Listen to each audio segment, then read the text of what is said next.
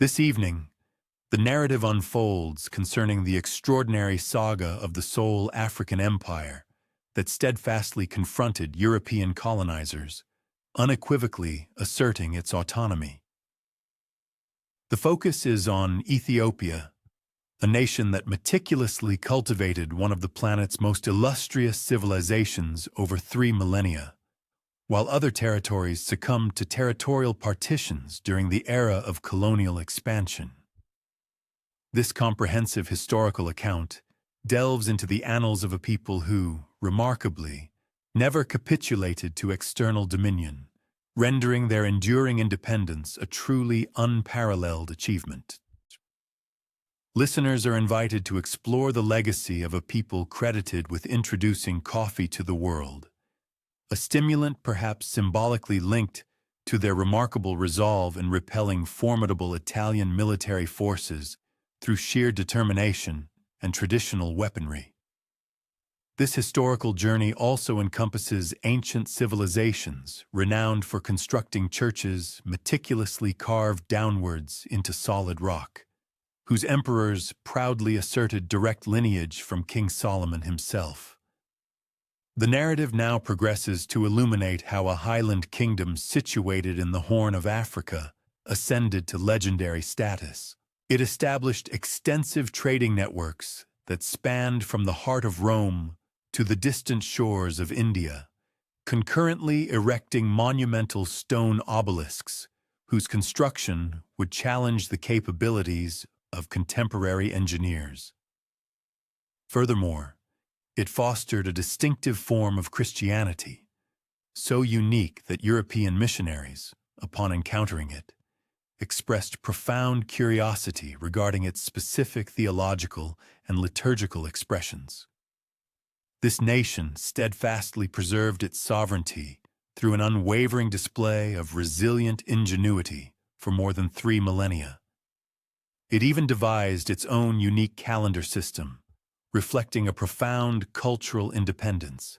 Remarkably, this land also lays claim to being the origin point for some of humanity's most ancient fossils, alongside being the crucible for its most enduring empire, navigating persistent invasions, devastating famines, and consistently reaffirming its spiritual and political autonomy, encapsulated by the biblical verse.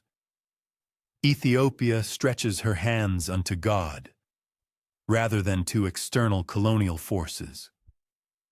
Nestled within the elevated terrains of Africa, where the ethereal morning mist intertwines with age-old mysteries, and the nascent coffee beans first imparted their fragrant essence to humankind, a civilization flourished, possessing an antiquity so profound it seemed to recall the very genesis of the world. This chronicle is dedicated to Ethiopia, a sovereign territory that consistently refused to yield or submit, thereby remarkably retaining its autonomy amidst a continent undergoing systematic partition, akin to a fiercely disputed territorial allocation at a colonial convocation. The unfolding narrative commences not with the cacophony of martial conflict or the resonant beat of war drums, but rather with the tranquil rhythm of waves caressing a remote coastline, introducing a queen whose allure was reputedly comparable to the celestial bodies themselves. Prior to delving into the story of this legendary monarch, it is fitting to consider a moment of contemplation, perhaps envisioning a hearth with a softly crackling fire, accompanied by a cup of the very coffee Ethiopia bequeathed to global culture, as preparation for an immersive historical voyage spanning more than 3 millennia.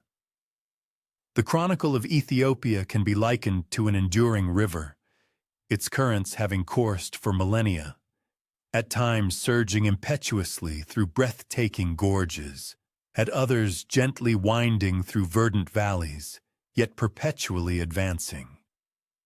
It is a narrative punctuated by the ascensions and declines of kingdoms, mirroring the daily passage of the sun across the majestic Simeon Mountains.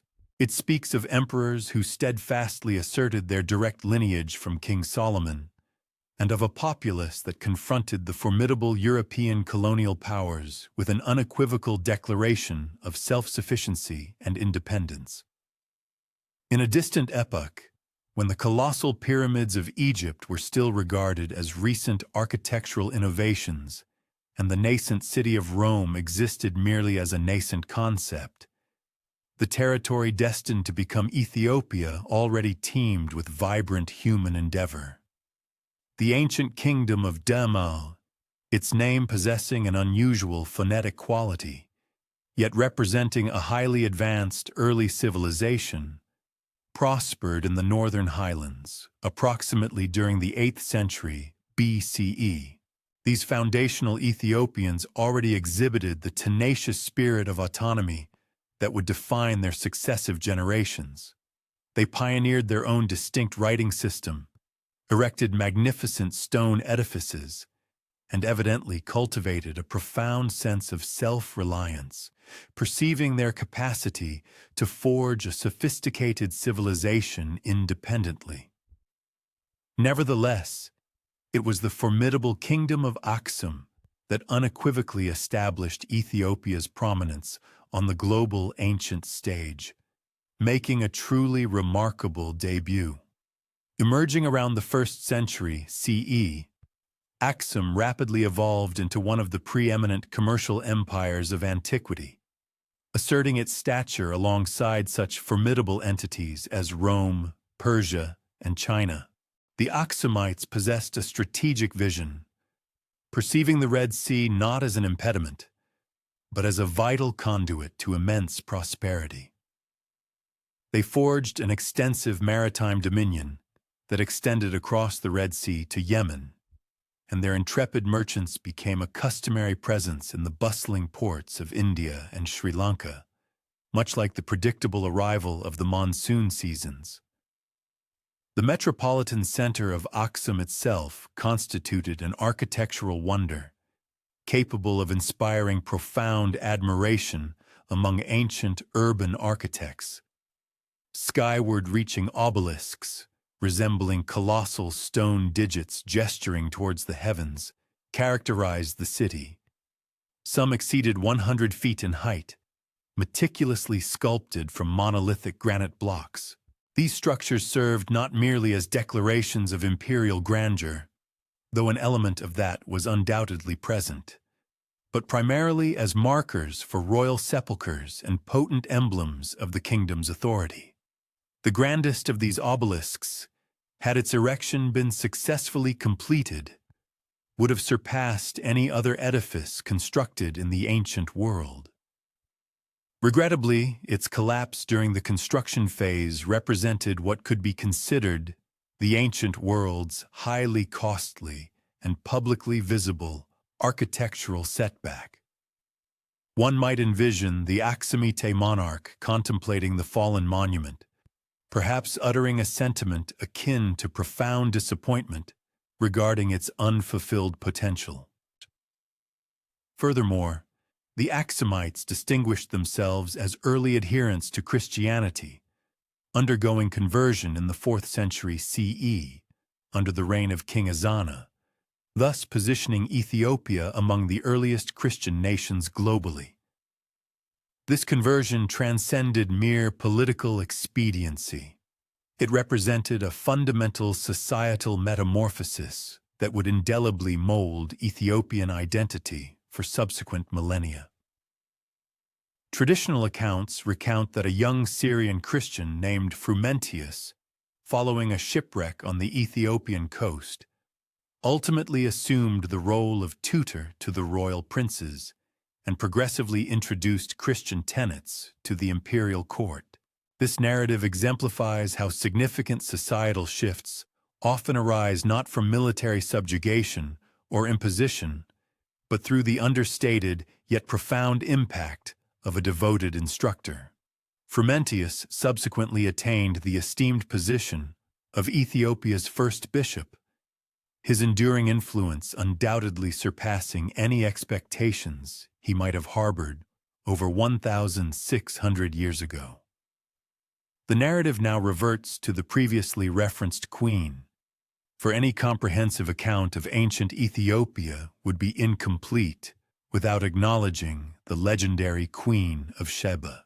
While historical scholars often posit that the Queen of Sheba may have originated from Yemen, or perhaps represents a conflation of multiple historical figures, or even an entirely mythical construct, the Ethiopian people have consistently disregarded such historical ambiguities in favor of their compelling national narrative. They assert her as an integral part of their heritage with a conviction that underscores a profound cultural ownership. Pursuant to Ethiopian tradition, the Queen of Sheba, identified within local lore as Queen Makeda, became apprised of King Solomon's renowned sagacity and consequently resolved to undertake a diplomatic visit to his court. This was no mere royal courtesy call. It represented the ancient world's equivalent of a high-level summit between two influential polities. The Queen's arrival in Jerusalem was marked by a caravan so profusely laden with gold, exotic spices, and precious gemstones that its passage conceivably created an unprecedented congestion. King Solomon, in turn, extended a reception of such unparalleled splendor that their encounter was enshrined in legendary accounts. The Ethiopian rendition of these events gains particular intrigue at this juncture, as documented in the Kebra Nagast, or Glory of the Kings. The Queen and King Solomon engaged in a romantic liaison that resulted in the birth of a son, Menelik I, who would subsequently establish the foundational lineage of the Ethiopian imperial dynasty. The narrative posits that upon reaching adulthood, Menelik journeyed to Jerusalem to visit his paternal sovereign. King Solomon, in his renowned wisdom, presented his son with a meticulous replica of the Ark of the Covenant. Nevertheless, Menelik's accompanying retinue, exhibiting either exceptional cunning or considerable audacity, surreptitiously exchanged the replica for the authentic Ark. Consequently, as per Ethiopian tradition, the genuine Ark of the Covenant has purportedly reposed within Ethiopia for the preceding 3 millennia, specifically enshrined within the Church of Our Lady Mary of Zion in Aksum. Irrespective of one's personal credence in this account, a claim, it must be noted, safeguarded by the Ethiopian Orthodox Church with a degree of discretion that rivals the most clandestine intelligence operations, it profoundly illuminates a fundamental aspect of Ethiopian national identity. This is a nation that has consistently perceived itself as divinely selected, uniquely endowed, and intrinsically linked to the sacred in a manner distinguishing it from its regional counterparts. Such intrinsic confidence would prove invaluable in the ensuing centuries, particularly when confronting adversities that would have invariably overwhelmed less resolute nations. The Aksumite kingdom attained its pinnacle of influence around the 6th century CE, notably when King Caleb initiated a substantial military expedition across the Red Sea into Yemen, ostensibly to safeguard persecuted Christian communities residing there. This endeavor surpassed the scope of a mere humanitarian intervention. It served as an unequivocal demonstration of Aksum's formidable power and extensive geopolitical reach. The Aksumites successfully subjugated Yemen and instated a Christian monarch, thereby conclusively proving their capacity to project significant military force across maritime distances when deemed imperative. Such an audacious strategic maneuver effectively proclaimed to the international community that Aksum had evolved beyond a mere regional entity to become a prominent actor on the global political stage. However, much like all influential empires, Aksum ultimately encountered formidable obstacles that severely tested its enduring strength. The advent of Islam during the 7th century fundamentally altered the intricate patterns of Red Sea commerce, as burgeoning Muslim mercantile enterprises progressively asserted control over the vital maritime arteries that had previously been the bedrock of Aksum's prosperity. Concurrently, environmental shifts, indeed, the phenomenon of climate change exerted profound effects upon human societies long before the advent of modern industrialization, precipitated a considerable decrease in the fertility of its agricultural lands. Consequently, this once grand kingdom, which had formerly commanded respect on par with the Roman Empire, commenced a profound reorientation, directing its strategic focus increasingly towards its interior highlands and diminishing its reliance on extensive overseas commercial ventures.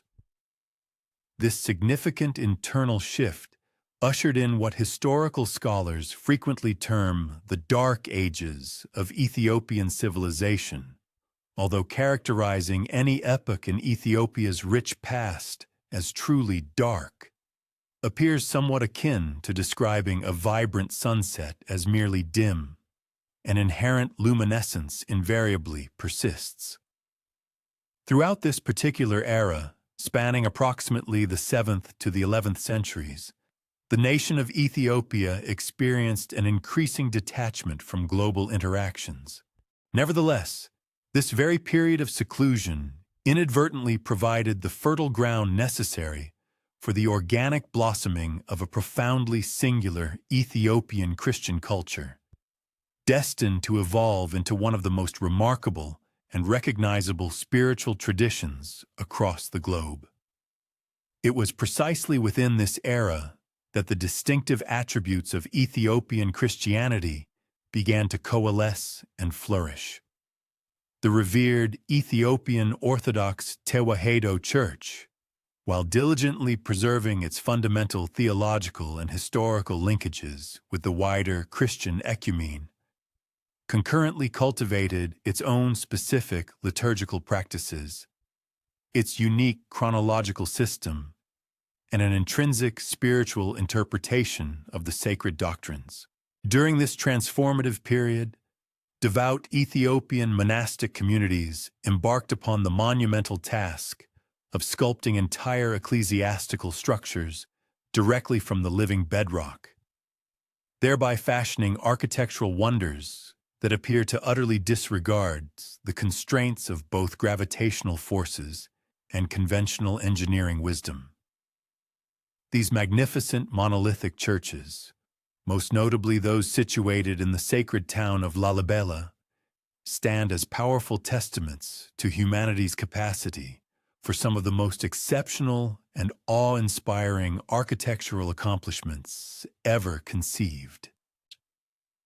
One might endeavor to conceptualize the sheer audacity of choosing, rather than constructing a conventional edifice upon the Earth's surface, to instead meticulously sculpt an entire place of worship directly from intractable, solid volcanic rock, replete with exquisitely intricate decorative elements, concealed subterranean passages, and an acoustical resonance of unparalleled perfection. Such an undertaking represents the very kind of monumental endeavor that would undoubtedly prompt contemporary engineering professionals to consult their complex computational devices, only to then discreetly propose the more pragmatic alternative of erecting a modest timber-framed structure. Among these astonishing subterranean sanctuaries, the most widely celebrated is undoubtedly the Church of St. George in Lalibela, meticulously chiseled into the form of an impeccable Greek cross and descending profoundly into the terrestrial crust. Popular lore recounts that divine angelic beings descended each night to diligently advance the construction efforts initiated by mortal laborers during daylight hours. A narrative that serves either as a sublime articulation of profound religious conviction, or perhaps the earliest documented instance of subcontracting complex architectural projects to supernatural entities. Regardless of interpretation, the ultimate outcome is nothing short of magnificent. An ecclesiastical structure that appears to organically emerge from the very geological strata, as though the inert stone itself had been persuaded to assume a hallowed and consecrated configuration. Yet, the profound isolation that had characterized Ethiopia's existence was not fated to endure indefinitely. During the 12th century, a transformative new dynastic lineage ascended to power, destined to fundamentally reconfigure the very fabric of the kingdom and forge renewed connections with the broader global community. The Zagwe dynasty, which held sway approximately from 1137 to 1270 CE, signified a pivotal redistribution of Ethiopian political influence, relocating its epicenter from the venerable northern territories surrounding Aksum to the more centrally located highlands. The monarchs of the Zagwe era distinguished themselves as prodigious architects and fervent benefactors of the ecclesiastical establishment, and it was under their enlightened governance that a significant number of Ethiopia's most renowned monolithic churches were brought into being.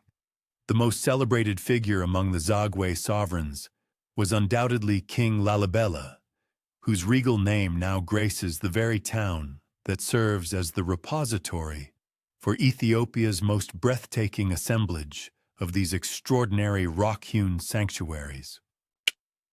King Lalibela reportedly received a divine vision, quite literally according to venerable historical accounts, inspiring him to establish a new Jerusalem amidst the majestic Ethiopian highlands. This ambitious endeavor transcended mere spiritual fervor. It represented a profoundly pragmatic, strategic countermeasure to the formidable challenge presented by Muslim dominion over the Holy Land, which rendered the traditional pilgrimage to Jerusalem exceedingly arduous and perilous for devoted Ethiopian Christians. Consequently, Lalibela resolved to transpose the essence of Jerusalem onto Ethiopian soil, meticulously crafting a sacred complex complete with churches bearing the appellations of their Holy Land analogues, and even a local waterway rechristened the Jordan. The actual construction of Lalibela's extraordinary churches constituted an undertaking of such monumental complexity that it would undoubtedly strain the very limits of even contemporary engineering proficiencies. Each individual church was painstakingly sculpted from a singular colossal mass of volcanic rock, with artisans meticulously proceeding from the uppermost sections downwards, assiduously excising stone to fashion robust walls, supportive pillars, elegant windows, and breathtakingly intricate ornamental embellishments. The degree of meticulous accuracy demanded for such an enterprise was truly exceptional. A solitary miscalculation possessed the potential to nullify many years of dedicated labor. It represents precisely the sort of project that would have caused medieval occupational safety officials to grasp their record-keeping tablets and regard the entire operation with profound, incredulous skepticism. Furthermore, the Zagwe epoch witnessed a remarkable efflorescence in both Ethiopian artistic expression and literary output. During this period, skilled Ethiopian scribes pioneered a highly distinctive approach to manuscript illumination, seamlessly integrating profound Christian theological concepts with indigenous artistic motifs and stylistic conventions. These exquisite handwritten volumes, meticulously inscribed upon durable parchment, meticulously prepared from the skins of goats or sheep, were lavishly adorned with vivid chromatic palettes and complex geometric designs.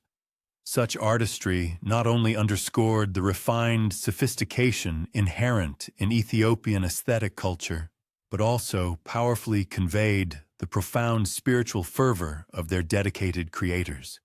The erudite scribes responsible for these masterpieces were not merely engaged in the prosaic reproduction of sacred texts. They were, in essence, crafting profound works of visual art, specifically designed to ignite spiritual inspiration, impart moral instruction, and vivify the very essence of the divine word through compelling and transcendent visual splendor. Nevertheless, the reign of the Zagwe dynasty was ultimately circumscribed. In the year 1270 CE, their authority was decisively usurped by a nascent dynastic lineage that asserted a direct ancestral linkage to the legendary King Solomon and the illustrious Queen of Sheba. This was the venerable Solomonic dynasty. This pivotal transition was far more profound than a mere succession of monarchs. It was strategically framed, particularly by the new dynasty's astute public relations apparatus, as a grand restoration. The Solomonic emperors vociferously contended that the preceding Zagwe rulers had been illegitimate usurpers, and that their own ascendants signified the rightful re-establishment of the authentic lineage of Ethiopian sovereignty, a regal line believed to extend unbroken back to Menelik I, the fabled progeny of Solomon and Sheba. The progenitor of this re-established Solomonic house was Yekuno Amlak, whose very name, signifying "let the Lord rise," served either as a profound declaration of spiritual fealty or, quite possibly, the ancient equivalent of a potent electoral rallying cry. Yekuno Amlak, upon his ascension, strategically situated his principal seat of power within the central highlands, thereby initiating a systematic campaign to extend Ethiopian suzerainty across the contiguous territories. This methodical territorial expansion was driven by motives far exceeding mere military subjugation. It was fundamentally conceived as a grand project to forge a cohesive Christian kingdom, one poised to serve as an unyielding bastion of faith within a geopolitical landscape increasingly characterized by the ascendancy of Muslim polities. Under the enduring stewardship of the Solomonic dynasty, Ethiopia consequently embarked upon what numerous historical scholars regard as its veritable golden age. The empire vigorously enlarged its territorial boundaries, cultivated an impressively intricate administrative framework, and solidified its standing as a preeminent actor in the complex arena of regional diplomacy. Ethiopian military forces advanced southward into the ancestral domains of the Oromo and Sidama communities, pushed eastward towards the strategically significant Somali coastline, and ventured westward into the frontier zones bordering Sudan. This multifaceted expansion brought a confluence of disparate peoples, novel cultural paradigms, and fresh strategic imperatives into the expanding Ethiopian imperium, thereby fashioning a remarkably heterogeneous empire sustained by the potent synergy of formidable military prowess, astute governmental acumen, and profound spiritual commitment. Among the most striking characteristics distinguishing medieval Ethiopia was its notable degree of religious forbearance, particularly when assessed against the prevailing norms of its historical epoch. Although the empire officially espoused Christianity, and the reigning emperor was revered as the supreme guardian of the faith, Ethiopian monarchs typically granted their subjects adhering to Islam and traditional indigenous spiritual systems the liberty to openly observe their respective doctrines, provided they fulfilled their fiscal obligations and refrained from acts of insurrection. This shrewdly pragmatic stance toward religious pluralism was partially forged out of sheer expediency. Governing an expansive and heterogeneous empire inherently necessitated a significant measure of adaptive governance. Yet, It simultaneously evinced a profound self-assurance within Ethiopian Christianity, which evidently did not perceive its preeminence to be jeopardized by the coexistence of alternative spiritual traditions. The Ethiopian Church, throughout this pivotal era, cultivated a suite of distinctive attributes that markedly differentiated it from other established Christian denominations. Ethiopian Christianity notably integrated various facets of ancient Jewish legal codes and customary observances, encompassing strict dietary regulations, the practice of circumcision, and the veneration of the Sabbath on both Saturday and Sunday. This integration was not merely a superficial amalgamation of disparate beliefs. Rather, it profoundly mirrored the Ethiopian Church's ingrained self-conception as the legitimate successor to ancient Israel, the revered custodian of the sacred Ark of the Covenant, and the authentic perpetuator of an unbroken biblical heritage. Ethiopian Christians, therefore, perceived themselves not as adherents converted to an alien spiritual doctrine, but rather as the rightful inheritors and guardians of the most ancient and unblemished manifestation of the Christian faith.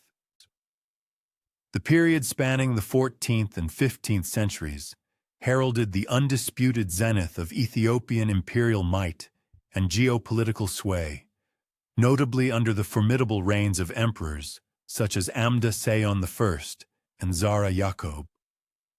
The Ethiopian Empire solidified its position as a dominant regional force, consistently eliciting profound deference from its neighboring polities and drawing considerable interest from far-flung territories.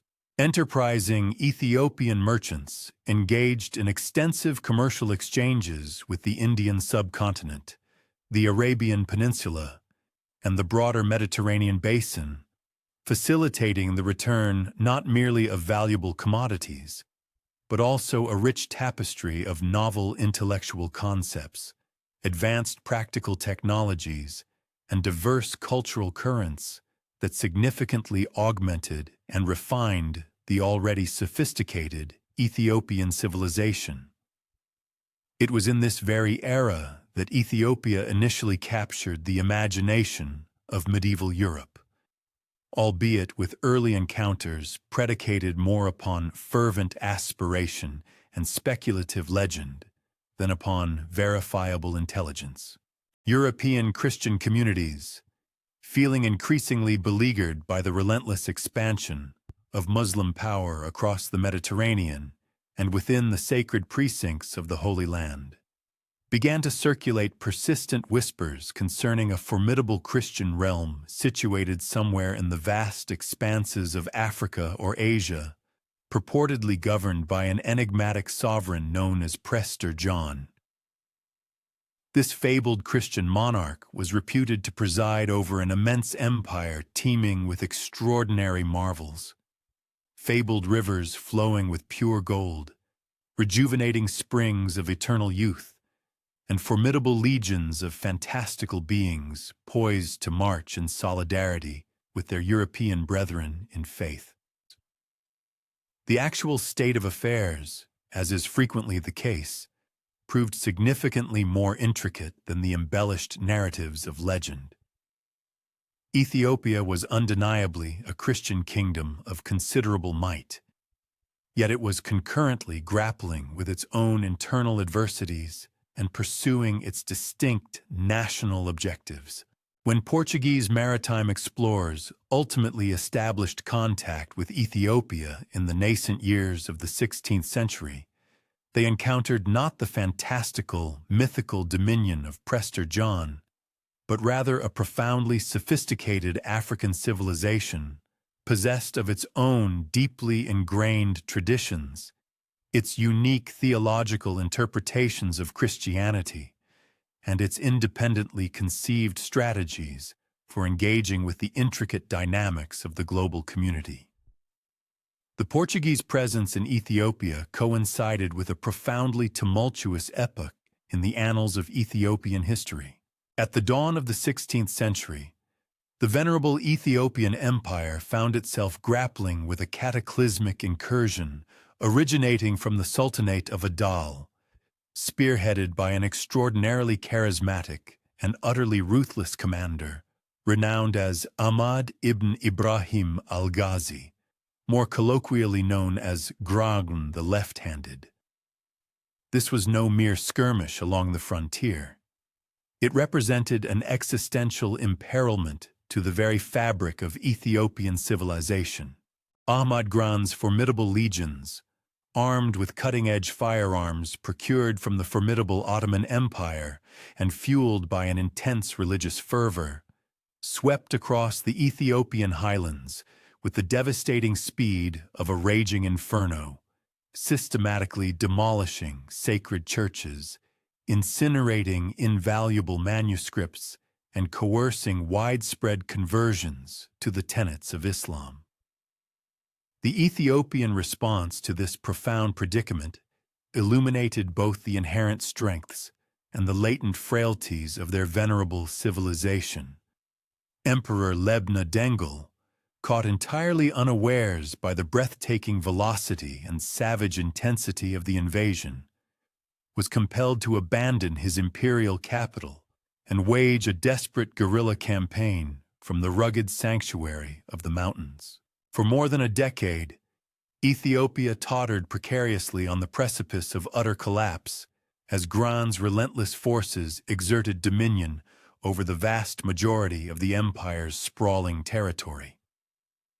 It was amidst this profoundly somber period that the Ethiopians made a momentous decision, one that would reverberate with enduring ramifications. They dispatched an urgent plea to the Portuguese crown, soliciting crucial military assistance. The Portuguese rejoinder was remarkably prompt and decisively executed. A relatively small contingent of 400 Portuguese musketeers, under the intrepid leadership of Cristóvão da Gama, the distinguished scion of the celebrated explorer Vasco da Gama, disembarked upon the Ethiopian coastline and embarked on an arduous march inland to rendezvous with the embattled Ethiopian resistance. The timely arrival of Portuguese firearms and their specialized military acumen proved instrumental in decisively shifting the balance of the protracted conflict. Though this pivotal intervention was not without its profound costs. Cristóvão da Gama himself was tragically captured and subsequently executed by the forces of Ahmad Gran. Yet his ultimate sacrifice served as a powerful catalyst, invigorating both the Portuguese and Ethiopian contingents. In the pivotal year of 1543, during the momentous Battle of Daga, Ahmad Gran met his demise, struck down by a Portuguese musket ball, precipitating the swift and complete disintegration of his formidable army. The definitive defeat of Ahmad Gran unequivocally preserved Ethiopian independence, but it concurrently heralded the inception of a novel and intricately complex relationship with the burgeoning European powers. The Portuguese, having played a crucial role in safeguarding Ethiopia's sovereignty, naturally anticipated a measure of gratitude and a degree of pervasive influence in recompense. They introduced not merely military aid, but also fervent Jesuit missionaries, who harbored an unyielding determination to bring the venerable Ethiopian Orthodox Church into direct communion with the Roman Catholic See. This ambitious endeavor ignited one of the most turbulent epochs in Ethiopia's extensive religious history, as successive emperors grappled with the delicate imperative of balancing their profound indebtedness to the Portuguese with their unwavering allegiance to the deeply entrenched Ethiopian Orthodox traditions. Emperor Susenyos, whose reign spanned from 1607 to 1632, made the momentous and ultimately fateful decision to embrace Catholicism and to officially proclaim it the state religion of Ethiopia. This was far from a mere personal spiritual conviction. It represented a seismic political upheaval that sent profound tremors throughout the very foundations of Ethiopian society. The emperor's conversion ignited widespread and fervent rebellion as Ethiopian nobles, the esteemed clergy, and the common populace alike vehemently repudiated what they perceived as an egregious foreign encroachment upon their ancient and sacred faith. The nation plunged into a devastating civil war, with kin battling kin and communities fractured by the bitter religious schism. The situation deteriorated to such a perilous extent that Susenyos, reportedly on his deathbed, conveyed to his son and designated heir, "I have utterly ruined the kingdom. It falls to you to restore it." This stands as perhaps the most candid and honest appraisal any monarch has ever articulated regarding the profound impact of their own reign. His son, Fasilides, internalized this poignant counsel and immediately abrogated his father's controversial religious policies, expelling the Jesuit missionaries and unequivocally re-establishing Ethiopian Orthodox Christianity as the official state religion. The Portuguese, who had once been hailed and welcomed as saviors, abruptly found themselves declared persona non grata in the very land they had been instrumental in preserving. Facilisdes's decisive actions extended beyond the mere restoration of religious equilibrium. He also instituted a rigorous policy of isolation that would fundamentally characterize Ethiopia for the ensuing 2 centuries. Foreigners were strictly prohibited from entering the country's borders, and Ethiopians were expressly forbidden from embarking on travels abroad.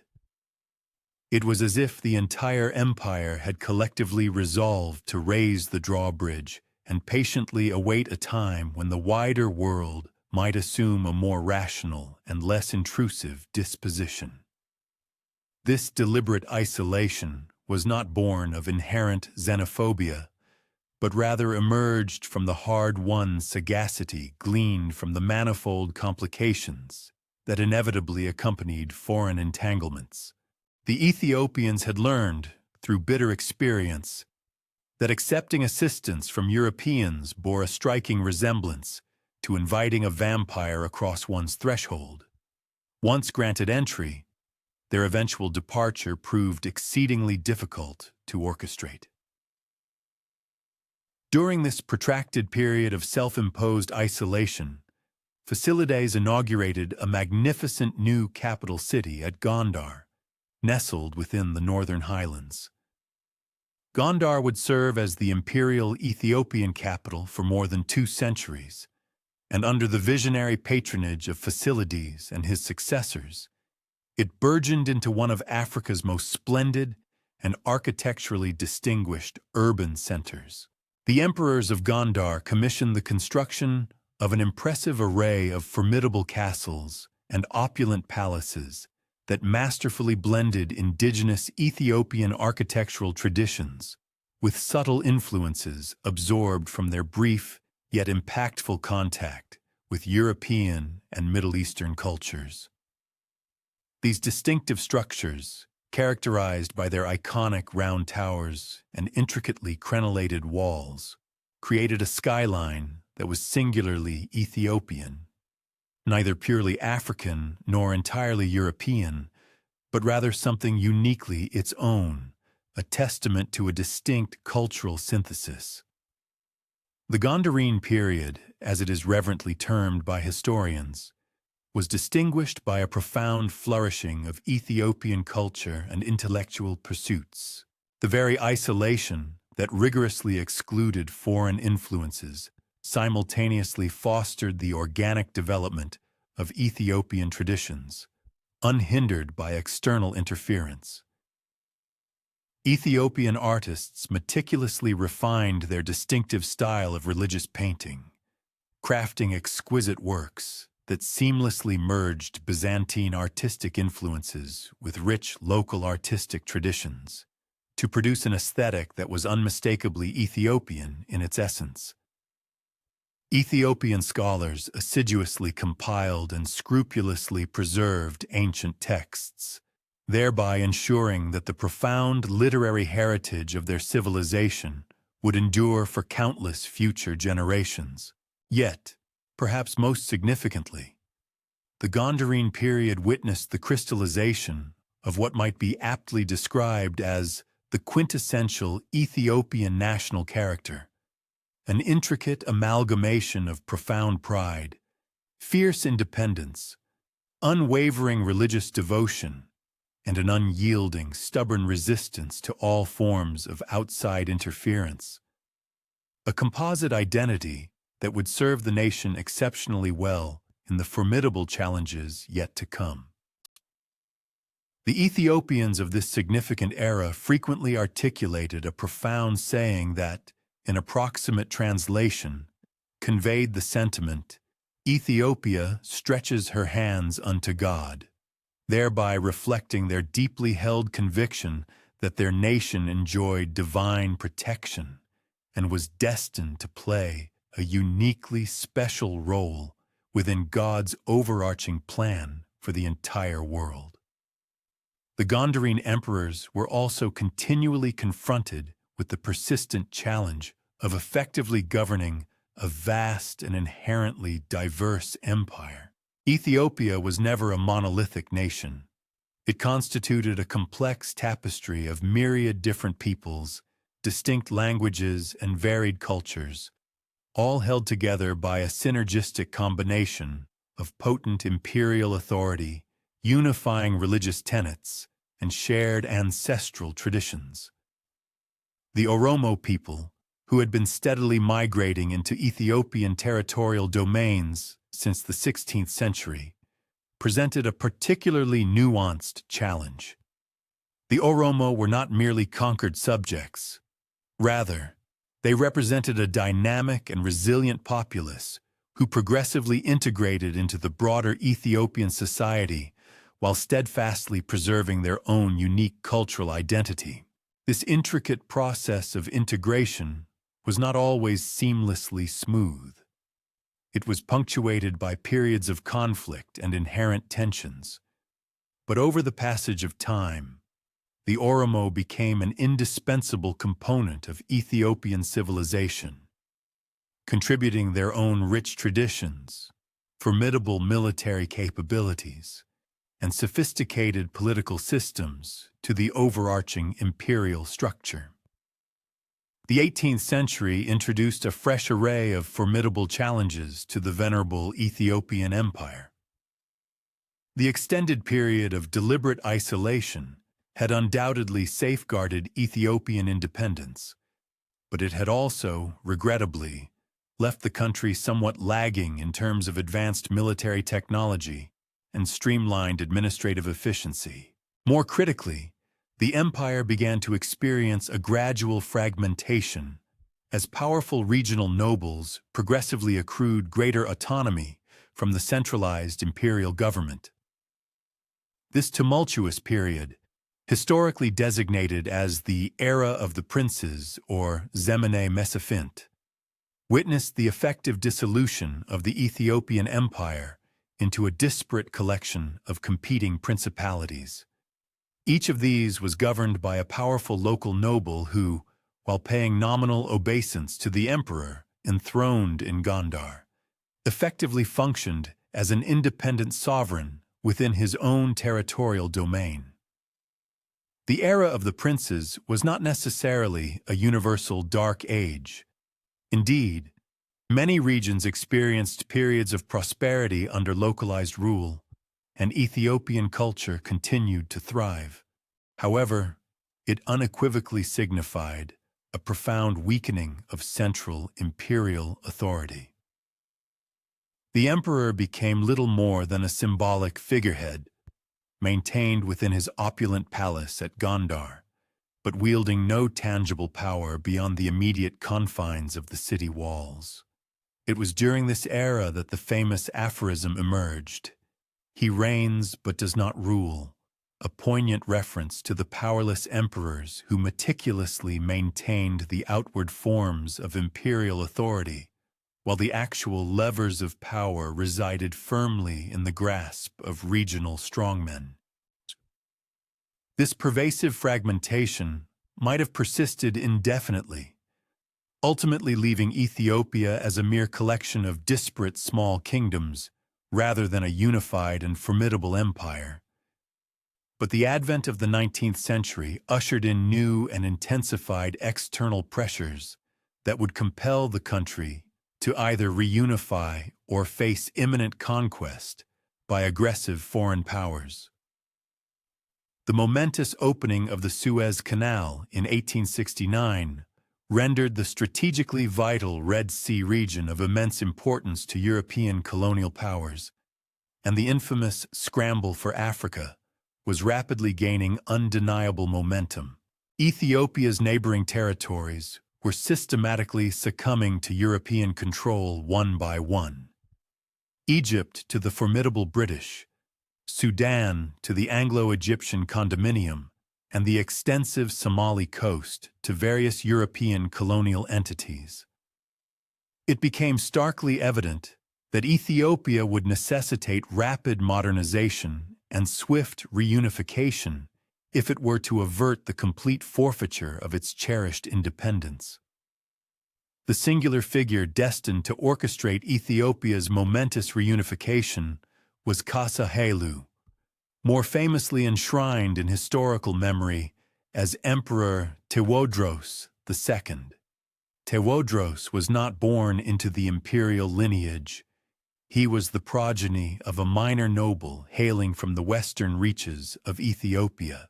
Nevertheless, he possessed that rare combination of charismatic leadership and profound military genius that occasionally emerges to fundamentally reconfigure the trajectory of history. Through a masterful synthesis of exceptional military prowess, astute political cunning, and sheer force of an indomitable personality, Tewodros succeeded in decisively vanquishing the various entrenched regional princes and ultimately reunifying Ethiopia under his singular rule by the year 1855. Tewodros was a fervent modernizer who profoundly understood that Ethiopia required fundamental transformation if it was to successfully navigate and survive in the rapidly evolving modern world. He embarked on ambitious endeavors to establish a professional army equipped with contemporary weaponry, attempted to institute comprehensive reforms within the venerable Ethiopian Orthodox Church to curtail its considerable political influence, and actively sought to forge diplomatic relations with European powers on terms of absolute equality. His overarching vision was of an Ethiopia that could stand proudly as an equal among the sovereign nations of the world, neither isolated from nor subordinated to external forces, but rather dynamically engaged with the wider global community on its own unequivocally defined terms. Emperor Tewodros's ambitious drive for modernization was, regrettably, undermined by the very disunity he sought to dismantle. His sweeping reforms posed a direct threat to the deeply entrenched traditional power structures that had governed the Ethiopian realm for centuries, thereby generating considerable resistance from both the powerful nobility and the influential clergy. Furthermore, his aspirations to forge a modern, professional army demanded substantial resources that the fractured empire was scarcely capable of furnishing.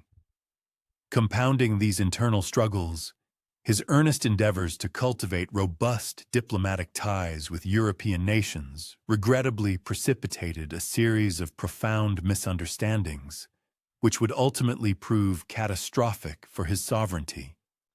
The most notorious of these diplomatic blunders centered on a significant letter dispatched by Tewodros to Queen Victoria of Britain in 1862, in which he sought to formalize diplomatic relations and humbly requested British aid in his grand project of modernizing Ethiopia. When the British government inexplicably failed to respond to his crucial communication, a lapse attributed bewilderingly to its misplacement within the labyrinthine bureaucratic machinery, arguably the most exorbitantly costly instance of misplaced correspondence in recorded history. Tewodros interpreted this silence as a grave personal affront. In a swift act of reprisal, he ordered the incarceration of several British subjects, including the British consul himself. What ensued was a calamitous sequence of errors and miscalculations that inexorably escalated into a full-scale military intervention. The British government, yielding to intense public clamor and fervent calls for the liberation of their imprisoned compatriots, ultimately resolved to mount a formidable military expedition to Ethiopia. This was no ordinary military undertaking. It emerged as one of the most prodigiously expensive and logistically intricate operations ever conceived in the annals of British military history. A colossal force comprising over 13,000 men was meticulously assembled, complemented by an impressive array of elephants, camels, and a prodigious quantity of provisions sufficient to sustain a small metropolis, before embarking on an arduous inland march from the Red Sea coast towards Tewodros's formidable mountain bastion at Magdala. Confronted by this overwhelming and meticulously organized military might, Tewodros found himself increasingly isolated and bereft of support. Many of his own aristocratic nobles, shrewdly discerning the shifting tides of power, either abandoned his cause or actively engaged in collaboration with the advancing British forces.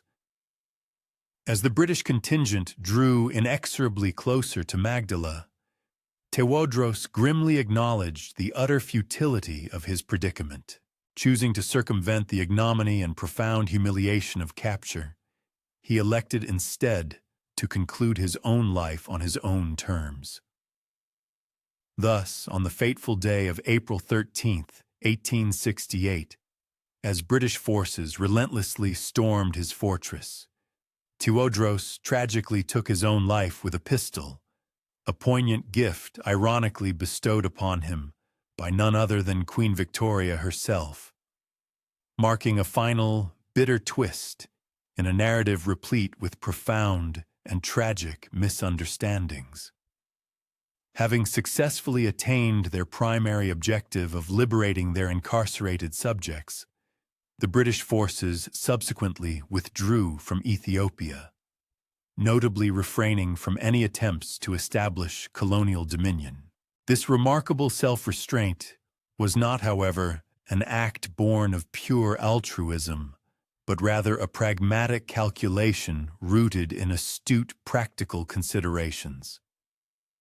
The expedition had proven extraordinarily expensive, and the British harbored no desire whatsoever to become embroiled in the protracted complexities of governing the rugged Ethiopian highlands.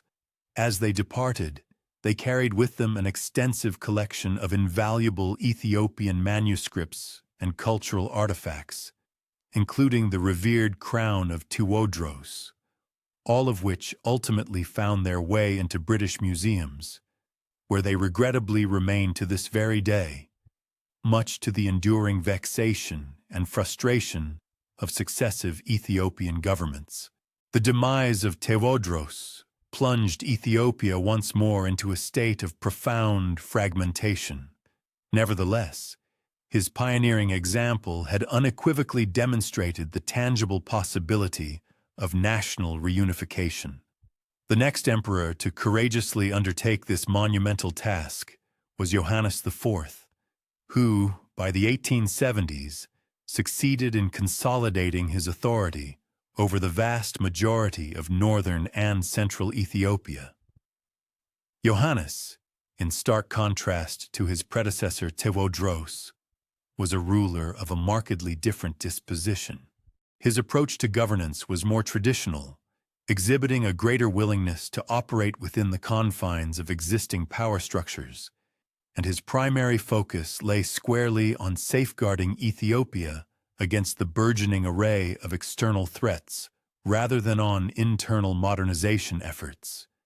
Indeed, external perils were abundant and pressing.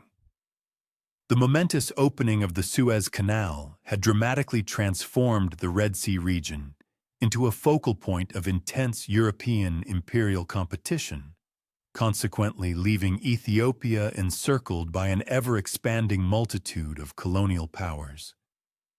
The Egyptians, bolstered by British backing, were steadily pushing southward from Sudan.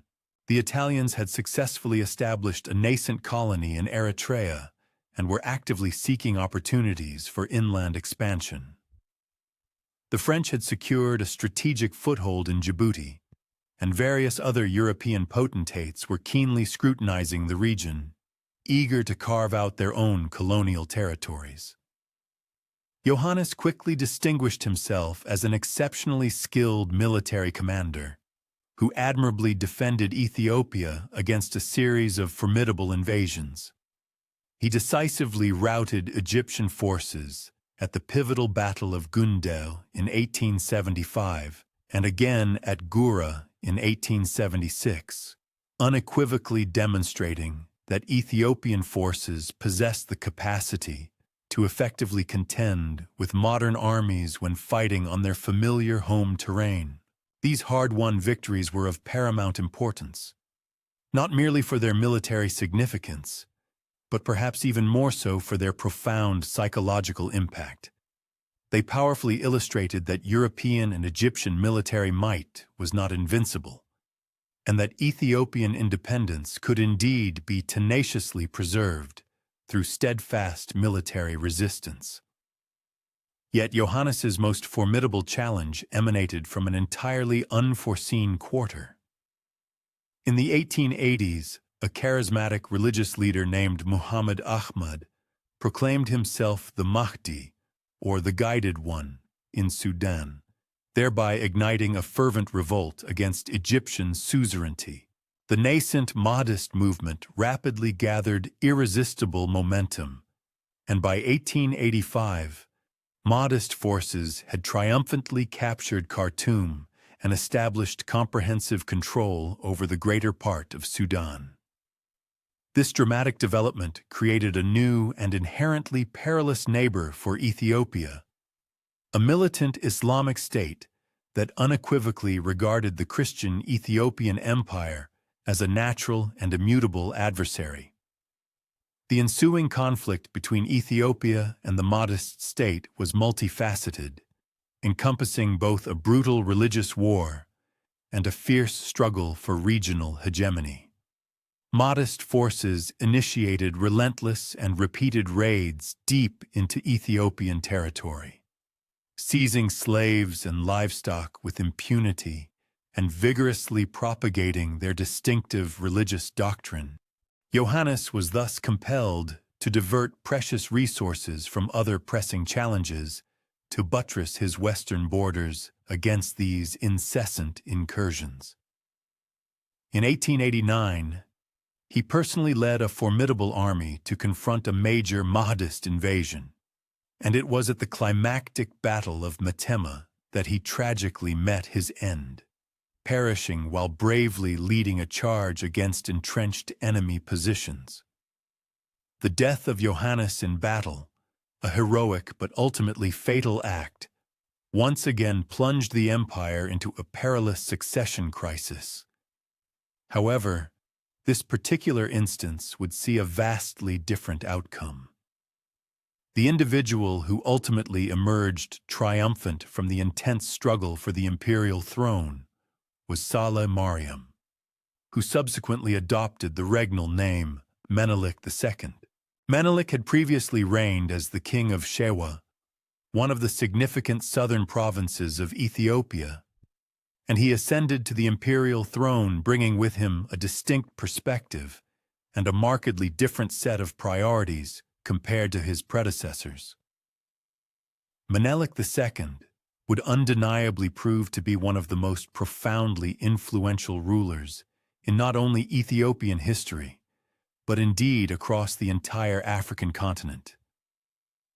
He embodied the spirit of a modernizer, much like Tewodros, but he was simultaneously a shrewd pragmatist who deeply comprehended the crucial importance of operating within the framework of existing political systems, rather than attempting to radically dismantle them entirely. He possessed the formidable military acumen of Johannes, yet he also sagaciously understood that astute diplomacy could be every bit as instrumental as direct warfare in safeguarding Ethiopian independence. Most significantly, he was an unparalleled unifier, who skillfully managed to coalesce the diverse and disparate peoples of Ethiopia into a far more cohesive and integrated empire than had existed for many centuries. When Menelik ascended to the throne in the year 1889, Ethiopia remained, in essence, a fragmented mosaic of semi-autonomous provinces, tenuously held together by the personal fealty owed to the emperor and a shared heritage of religious traditions. By the time of his passing in 1913, he had meticulously forged a modern, centrally governed state, complete with clearly delineated borders, a highly professionalized standing army, and the fundamental infrastructure indispensable for its effective functioning as a unified nation. This monumental transformation was neither instantaneous nor accomplished without considerable strife and conflict, yet it stands as one of the most truly remarkable state-building achievements in the annals of African history. Menelik's foremost priority was to bring to fruition the ambitious reunification of Ethiopia, a grand endeavor that had been initiated by Tewodros and subsequently advanced by Johannes. This monumental task entailed not only bringing the various powerful regional nobles firmly under central imperial control, but also strategically expanding Ethiopian territory to encompass regions that had never been fully integrated into the empire's fold. Menelik's formidable armies systematically advanced south and east, progressively incorporating the ancestral lands of the Oromo, Sidama, Walaita, and numerous other distinct peoples into the burgeoning Ethiopian empire. This significant expansion was occasionally achieved through skillful negotiation and strategic alliances, but more frequently, it necessitated direct military conquest. The territorial expansion orchestrated under Menelik's reign effectively doubled the geographical size of the Ethiopian empire, thereby establishing the fundamental territorial boundaries that modern Ethiopia largely retains to this day. This extensive expansion brought with it a rich tapestry of new peoples, distinct cultures, and valuable resources into the Ethiopian sphere. However, it concurrently introduced a fresh array of complex challenges. The newly incorporated territories possessed their own unique traditions, their diverse languages, and their established methods of societal organization. Integrating these profoundly varied regions into a truly unified state demanded a delicate and nuanced balance of accommodation and assimilation, a formidable task that would continue to challenge Ethiopian rulers for generations to come. Nevertheless, Menelik's most celebrated achievement was undoubtedly his triumphant defense of Ethiopian independence against the relentless colonial aspirations of Italy. The Italians had established a colony in Eritrea during the 1880s and were actively seeking additional opportunities to expand their nascent African empire. They perceived Ethiopia as a readily available target, a seemingly weak African state that could be easily subdued and annexed to their existing colonial possessions. In 1889, they entered into the Treaty of Wuchale with Menelik, a pact which they sincerely believed granted them a protectorate over Ethiopia.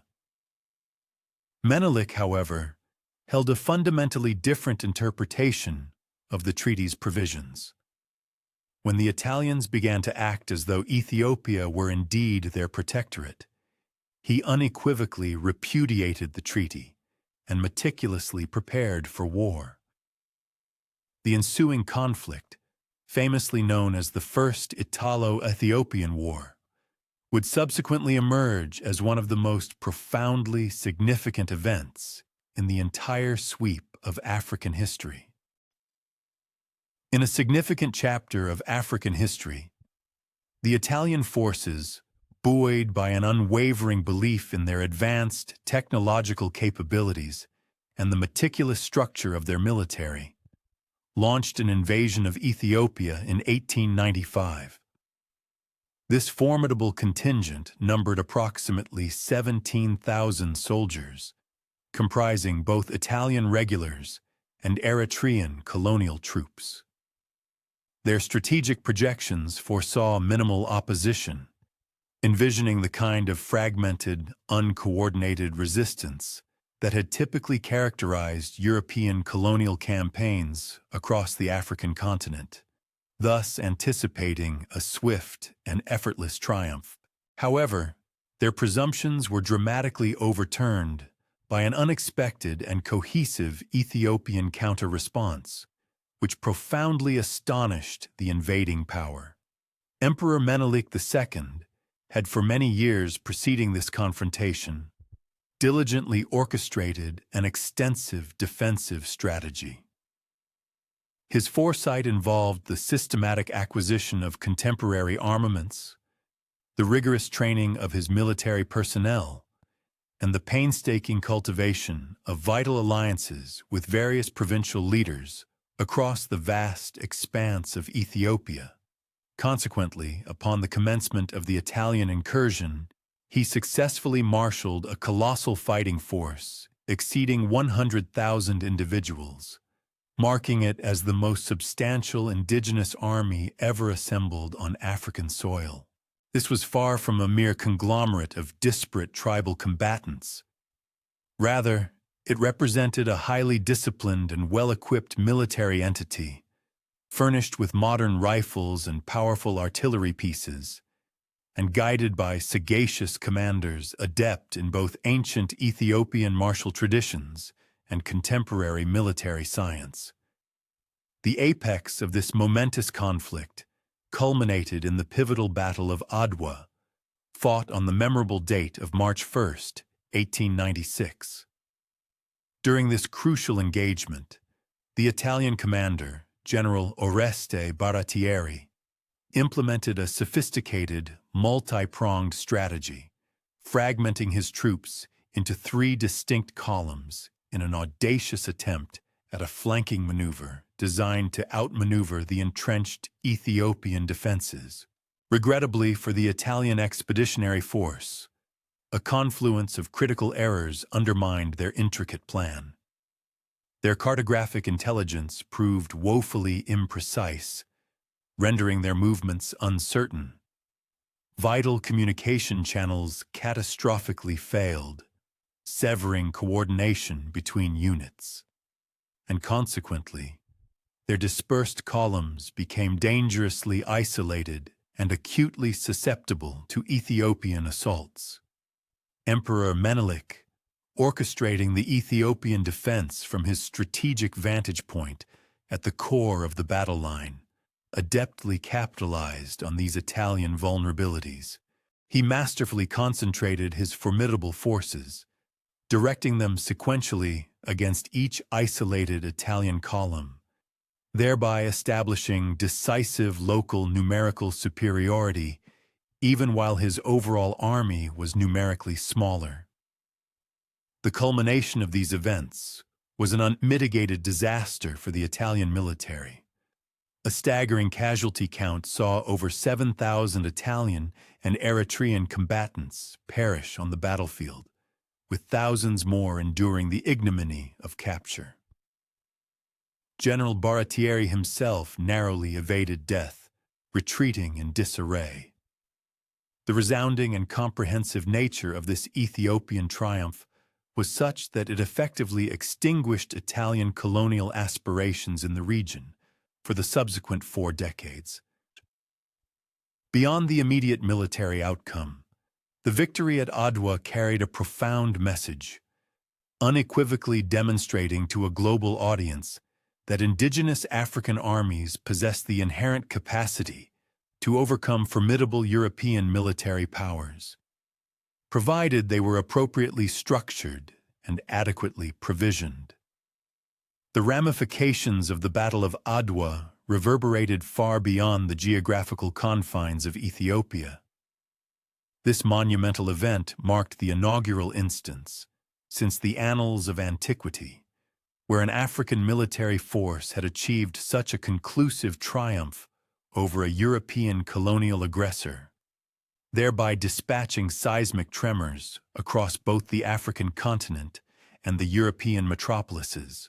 For the peoples of Africa, this pivotal success served as irrefutable evidence that the perceived invincibility of European military prowess was, in fact, a fallacy, igniting and invigorating burgeoning resistance movements throughout the entire continent. Conversely, for the European powers, this unexpected reversal compelled a stark and uncomfortable acknowledgement that Africa was home to intricate and sophisticated societies, fully capable of safeguarding their sovereignty against the relentless tide of colonial subjugation. The decisive triumph at Adwa indelibly cemented Ethiopia's unique status as the sole African nation, alongside the Republic of Liberia, to successfully preserve its autonomy throughout the tumultuous era universally known as the Scramble for Africa. This hard-won independence was far more than a mere symbolic gesture. It possessed tangible, far-reaching practical consequences that would profoundly influence Ethiopia's trajectory of development for many ensuing decades. In stark contrast to the myriad other African societies that found their established structures and ways of life profoundly disrupted and reordered by the imposition of colonial governance, Ethiopia retained the prerogative to pursue its own developmental agenda, guided by its inherent priorities and time-honored traditions.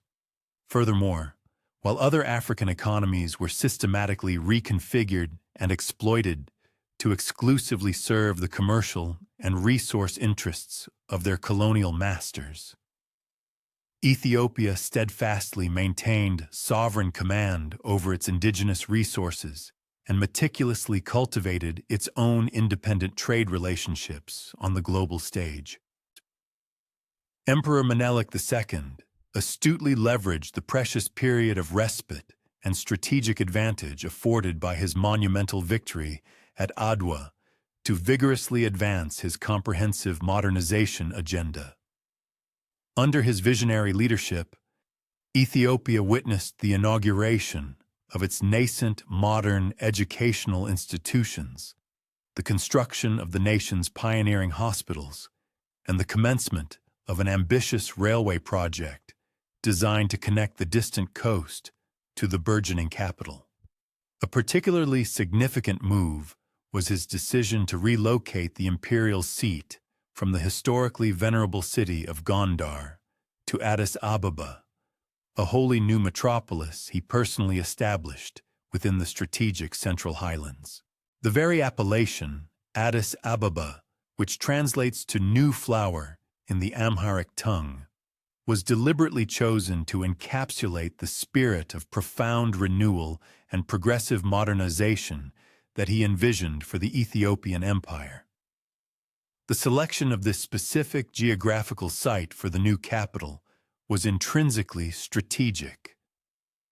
Addis Ababa's central placement within the considerably expanded empire greatly facilitated the effective governance and administration of the diverse and geographically widespread territories that Menelik had successfully consolidated under Ethiopian dominion.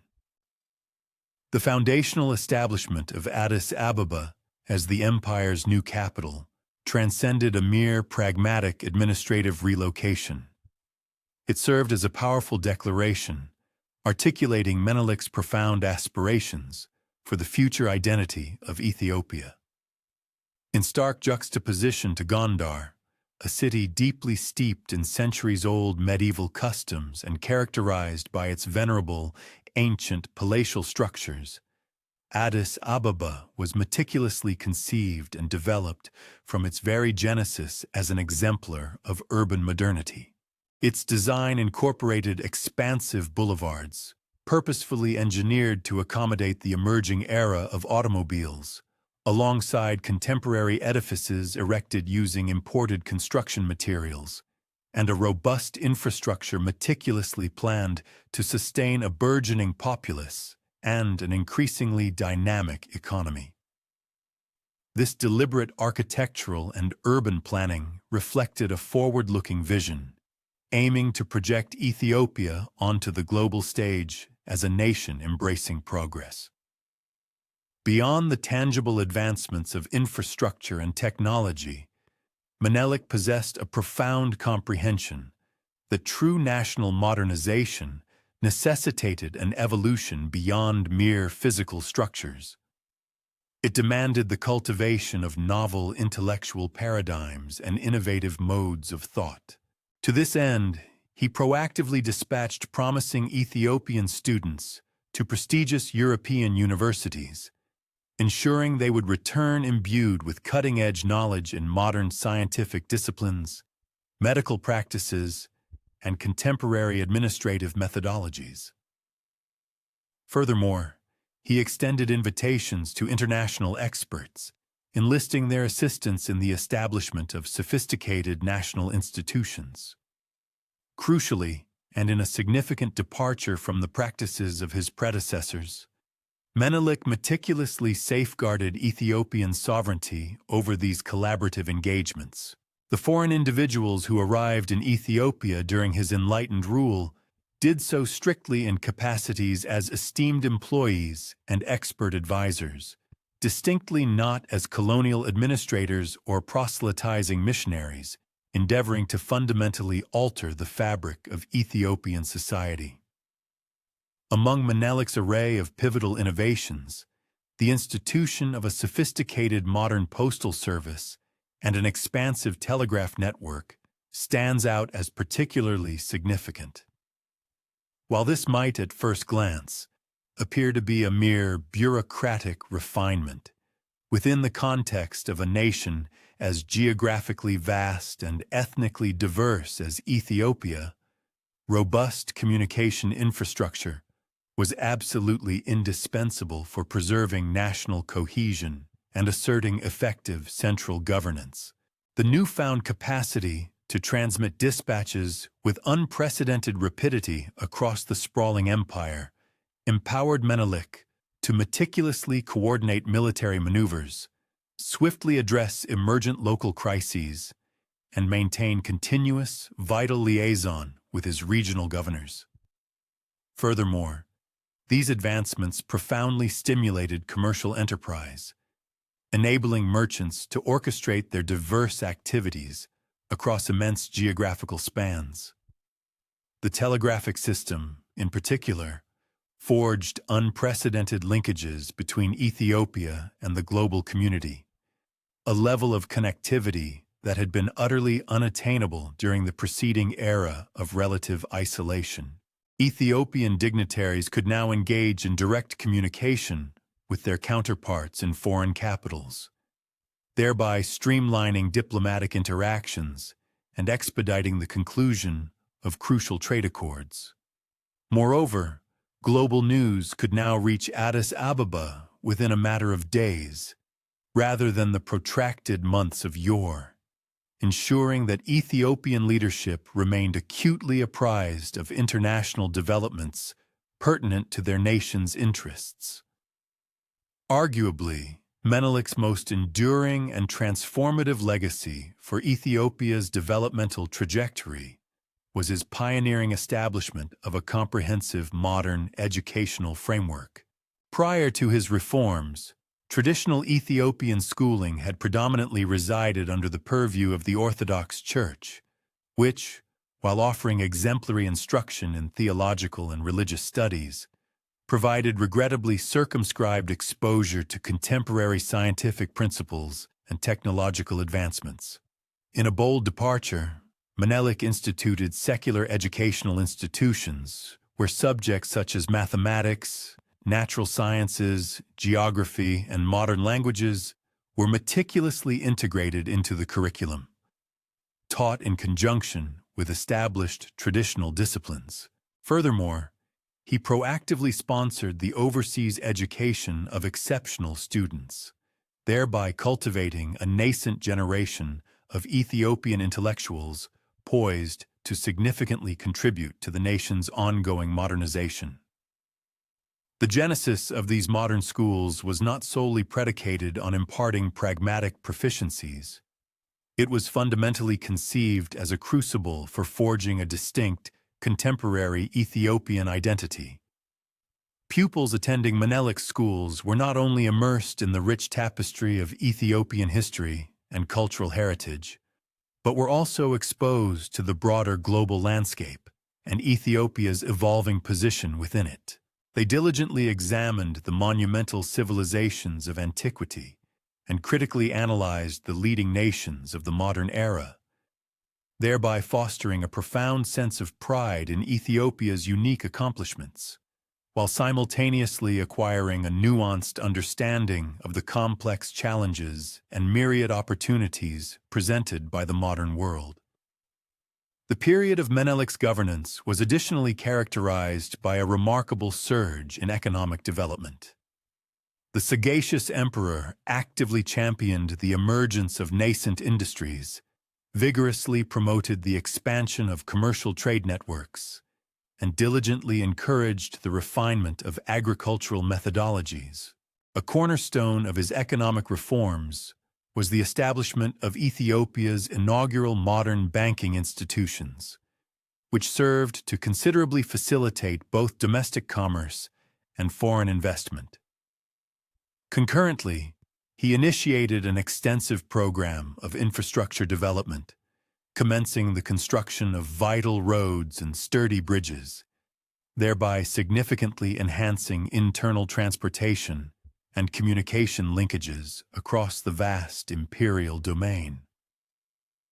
Among these ambitious undertakings, the celebrated railway line connecting Djibouti to Addis Ababa, a project conceived and initiated during Menelik's dynamic reign, stood as a particular emblem of national pride. This colossal engineering feat represented one of the most audacious construction endeavors ever attempted on the African continent, and its completion dramatically curtailed both the transit time and the financial expenditure associated with conveying merchandise between the fertile Ethiopian highlands and the crucial seaports. Yet this monumental railway initiative was not immune to its share of intricate controversies and formidable complications. Its construction was principally underwritten by French investors and executed by skilled French engineers, a circumstance that inevitably sparked considerable apprehension regarding the potential for undue foreign influence in Ethiopia's internal affairs. Furthermore, the project was beset by formidable technical hurdles. The railway route necessitated traversing extraordinarily challenging topography, including precipitous deep gorges and arduous high mountain passes. Consequently, the construction proceeded at a ponderous pace, incurring substantial costs, and was frequently punctuated by acrimonious disagreements between the Ethiopian government, the French construction company, and various international creditors. Indeed, at one critical juncture, the entire endeavor teetered on the brink of complete collapse, owing to severe financial exigencies. Nevertheless, Emperor Menelik steadfastly persisted with the railway project, driven by his acute understanding of its paramount strategic significance. He recognized that the railway would furnish Ethiopia with dependable and direct access to maritime routes, thereby substantially diminishing the nation's reliance on potentially inimical neighboring states for crucial trade. Moreover, it would considerably streamline the logistical movement of military personnel and vital provisions, consequently bolstering the central government's capacity to assert and maintain authority over its far-flung provinces. Most significantly, its successful completion would unequivocally showcase to the international community that Ethiopia was a progressive, modern nation, fully capable of conceptualizing and executing major infrastructure undertakings of global scale.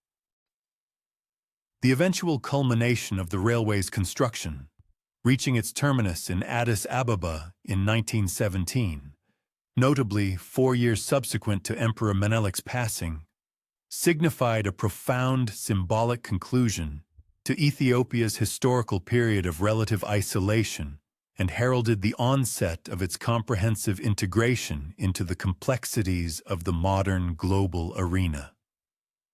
With this new artery of commerce, Ethiopian commodities could now access international markets with unprecedented speed and efficiency, concurrently facilitating a smoother influx of foreign merchandise and innovative concepts into Ethiopia than had ever been previously imaginable.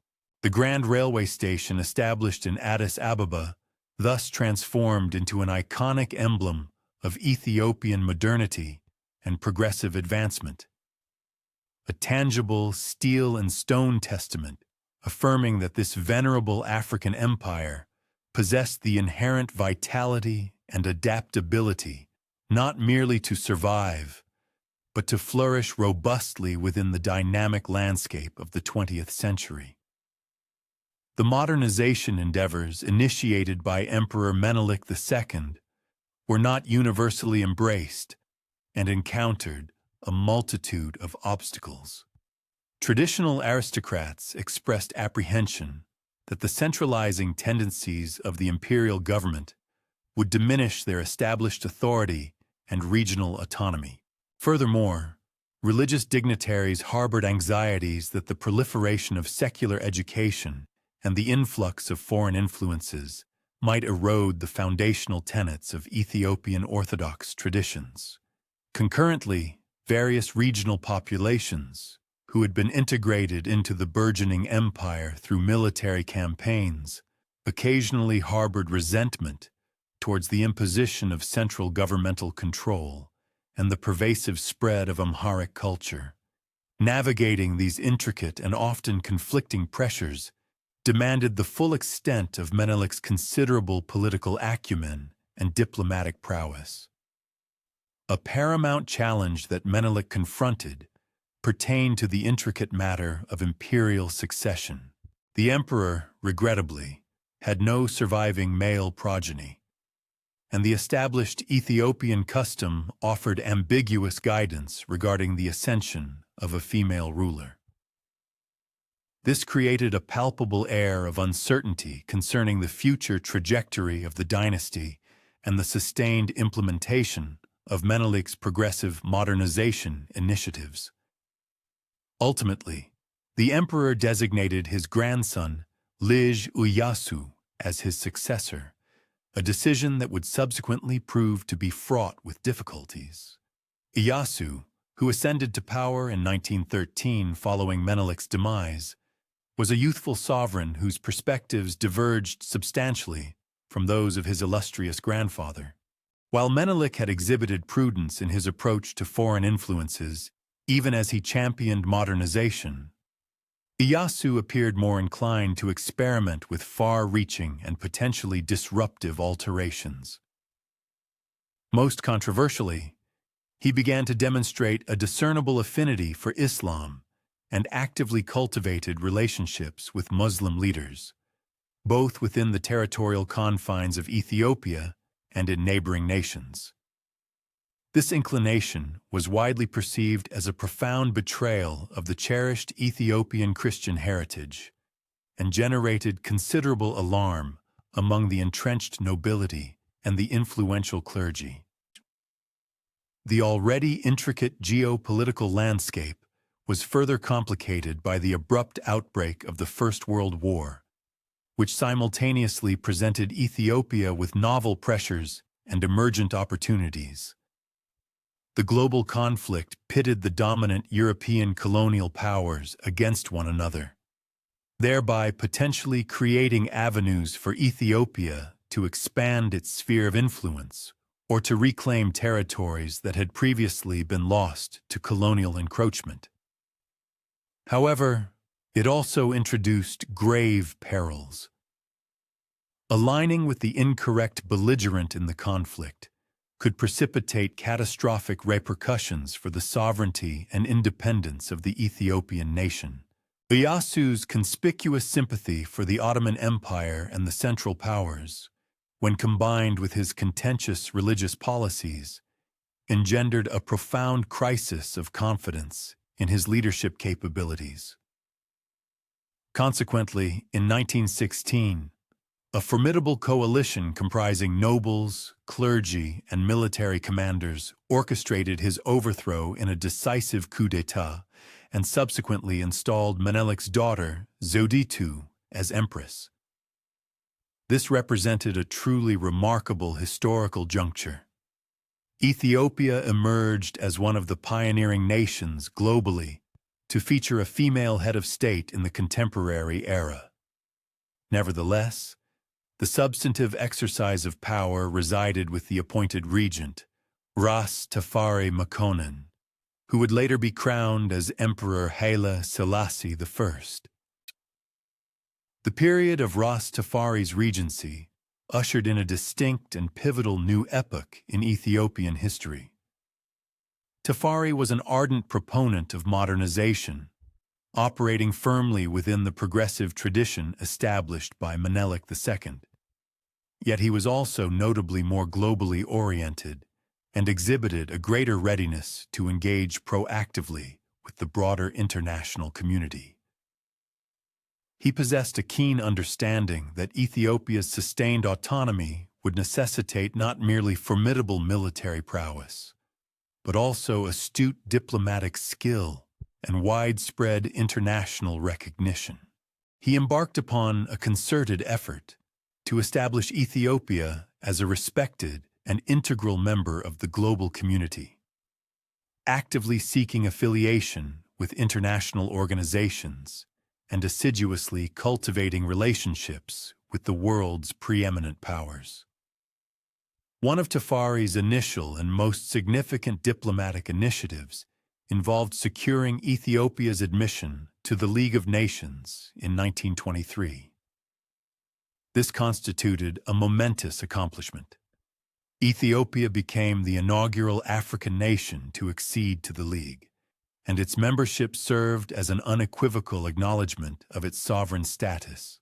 The admission was not entirely devoid of contention. Some European member states questioned whether an African country could truly be considered sufficiently civilized to warrant membership. But Tafari's adept diplomatic skills and Ethiopia's demonstrated capacity for effective self-governance ultimately prevailed. Ethiopia's inclusion in the League of Nations transcended mere symbolic significance. It furnished the nation with a crucial platform for international diplomatic discourse and represented a potential wellspring of support in the event of external aggressions. Tafari acutely comprehended that in an increasingly interconnected global landscape, a strategy of isolation was no longer a tenable approach for preserving national independence.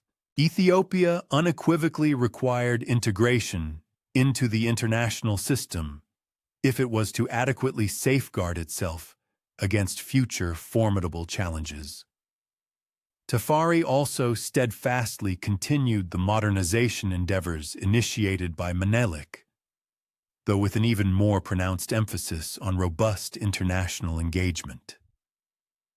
He undertook extensive international travel, becoming the first Ethiopian ruler to visit European nations and other diverse regions of the world.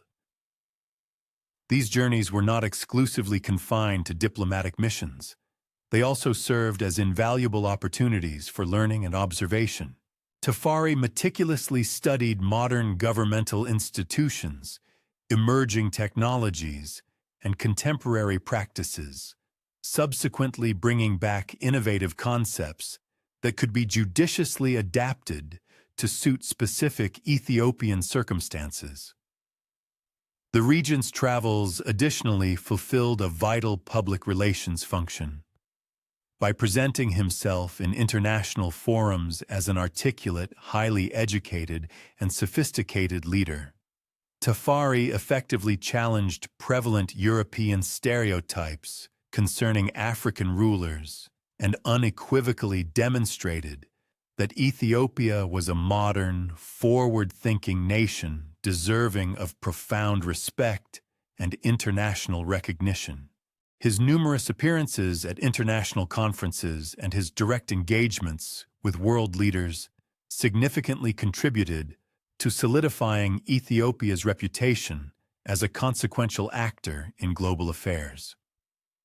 In 1930, following the passing of Empress Zuditu, Ras Tafari was formally crowned as Emperor Haile Selassie I. The coronation ceremony was a truly spectacular event that garnered considerable international attention and served to showcase Ethiopia's abundant wealth, sophisticated culture, and rich heritage. Representatives from across the globe attended the elaborate ceremony, which was meticulously conducted in accordance with ancient Ethiopian traditions, but also thoughtfully incorporated modern elements that underscored the country's active engagement with the contemporary world. The name Haile Selassie translates to Power of the Trinity, a designation reflecting the new emperor's profound religious devotion and his intrinsic understanding of his sacred role as the steadfast defender of Ethiopian Orthodox Christianity. Yet Haile Selassie was simultaneously a visionary modernizer who recognized that tradition and progressive advancement could harmoniously coexist. His coronation ceremony artfully blended ancient rituals, which intrinsically linked him to the venerable lineage of Ethiopian emperors, with modern components that unequivocally demonstrated Ethiopia's rightful place in the contemporary global order. Haile Selassie's initial years as emperor were characterized by persistent efforts aimed at national modernization and intensified international engagement. He promulgated Ethiopia's inaugural written constitution in 1931, thereby establishing a foundational framework for modern governance, while meticulously preserving the essential characteristics of the imperial system. The Constitution instituted a parliamentary body, codified fundamental rights for citizens, and provided for a contemporary legal system. Yet it concurrently upheld the emperor's pivotal role in Ethiopian statecraft. This new constitutional document represented a delicate and judicious balance between time-honored tradition and the imperatives of modernity.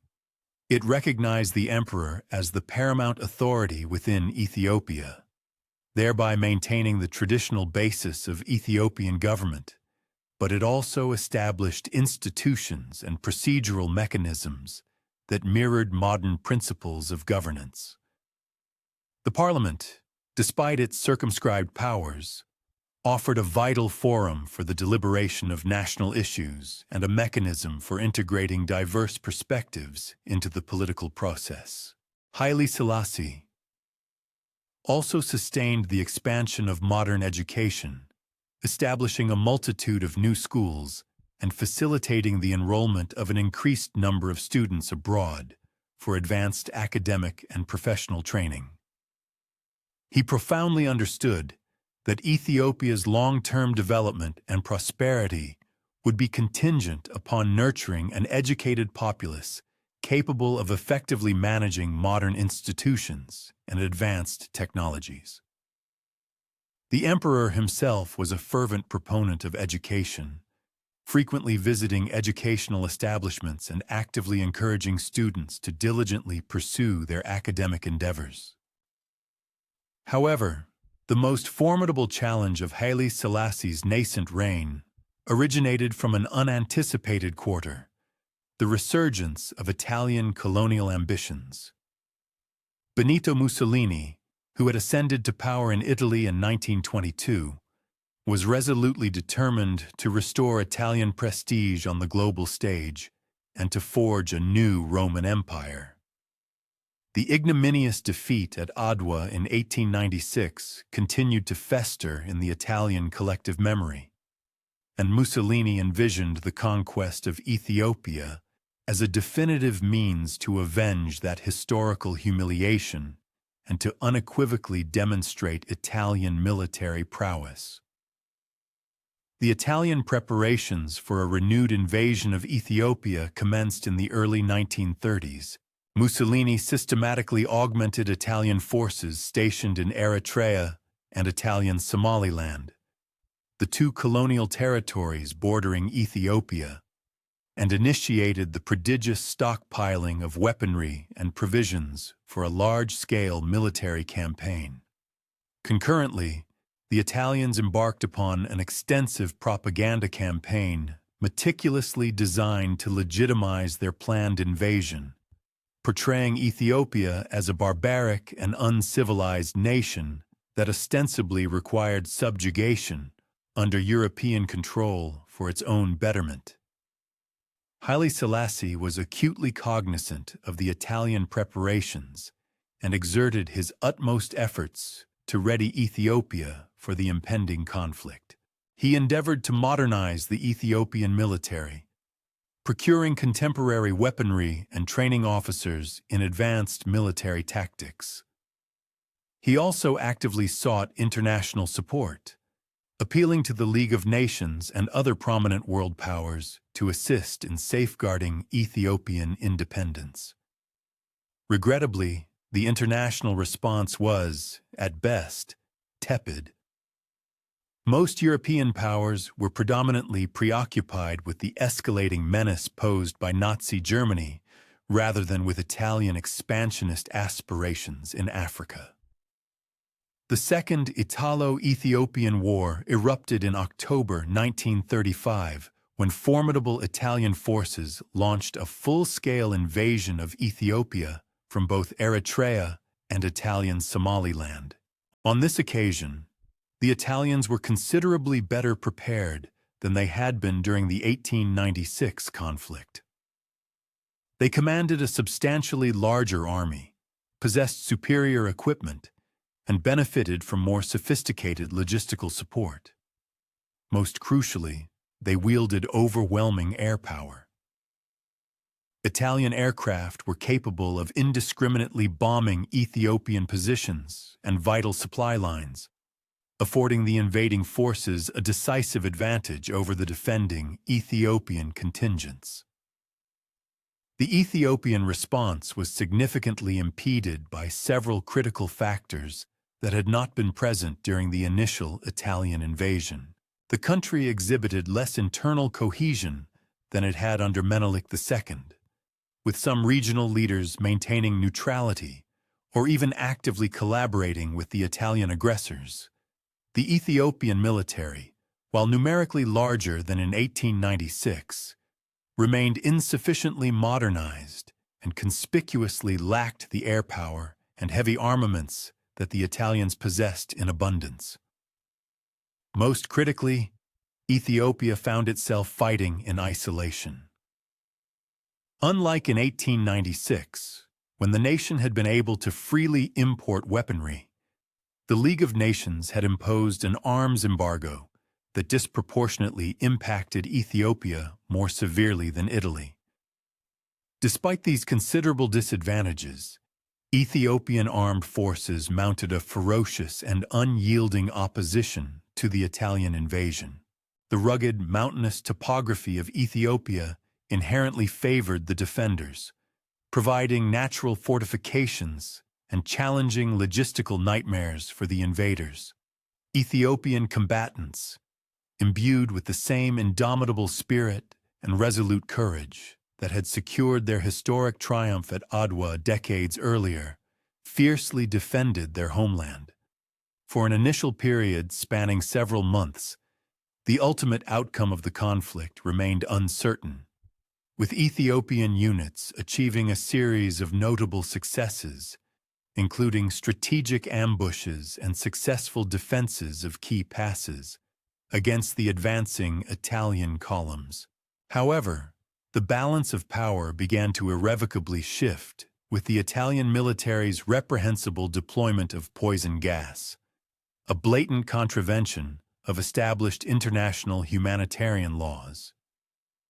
Italian aerial assets systematically discharged mustard gas onto Ethiopian defensive positions, inflicting agonizing and horrific casualties, while simultaneously inducing profound psychological demoralization among the Ethiopian ranks.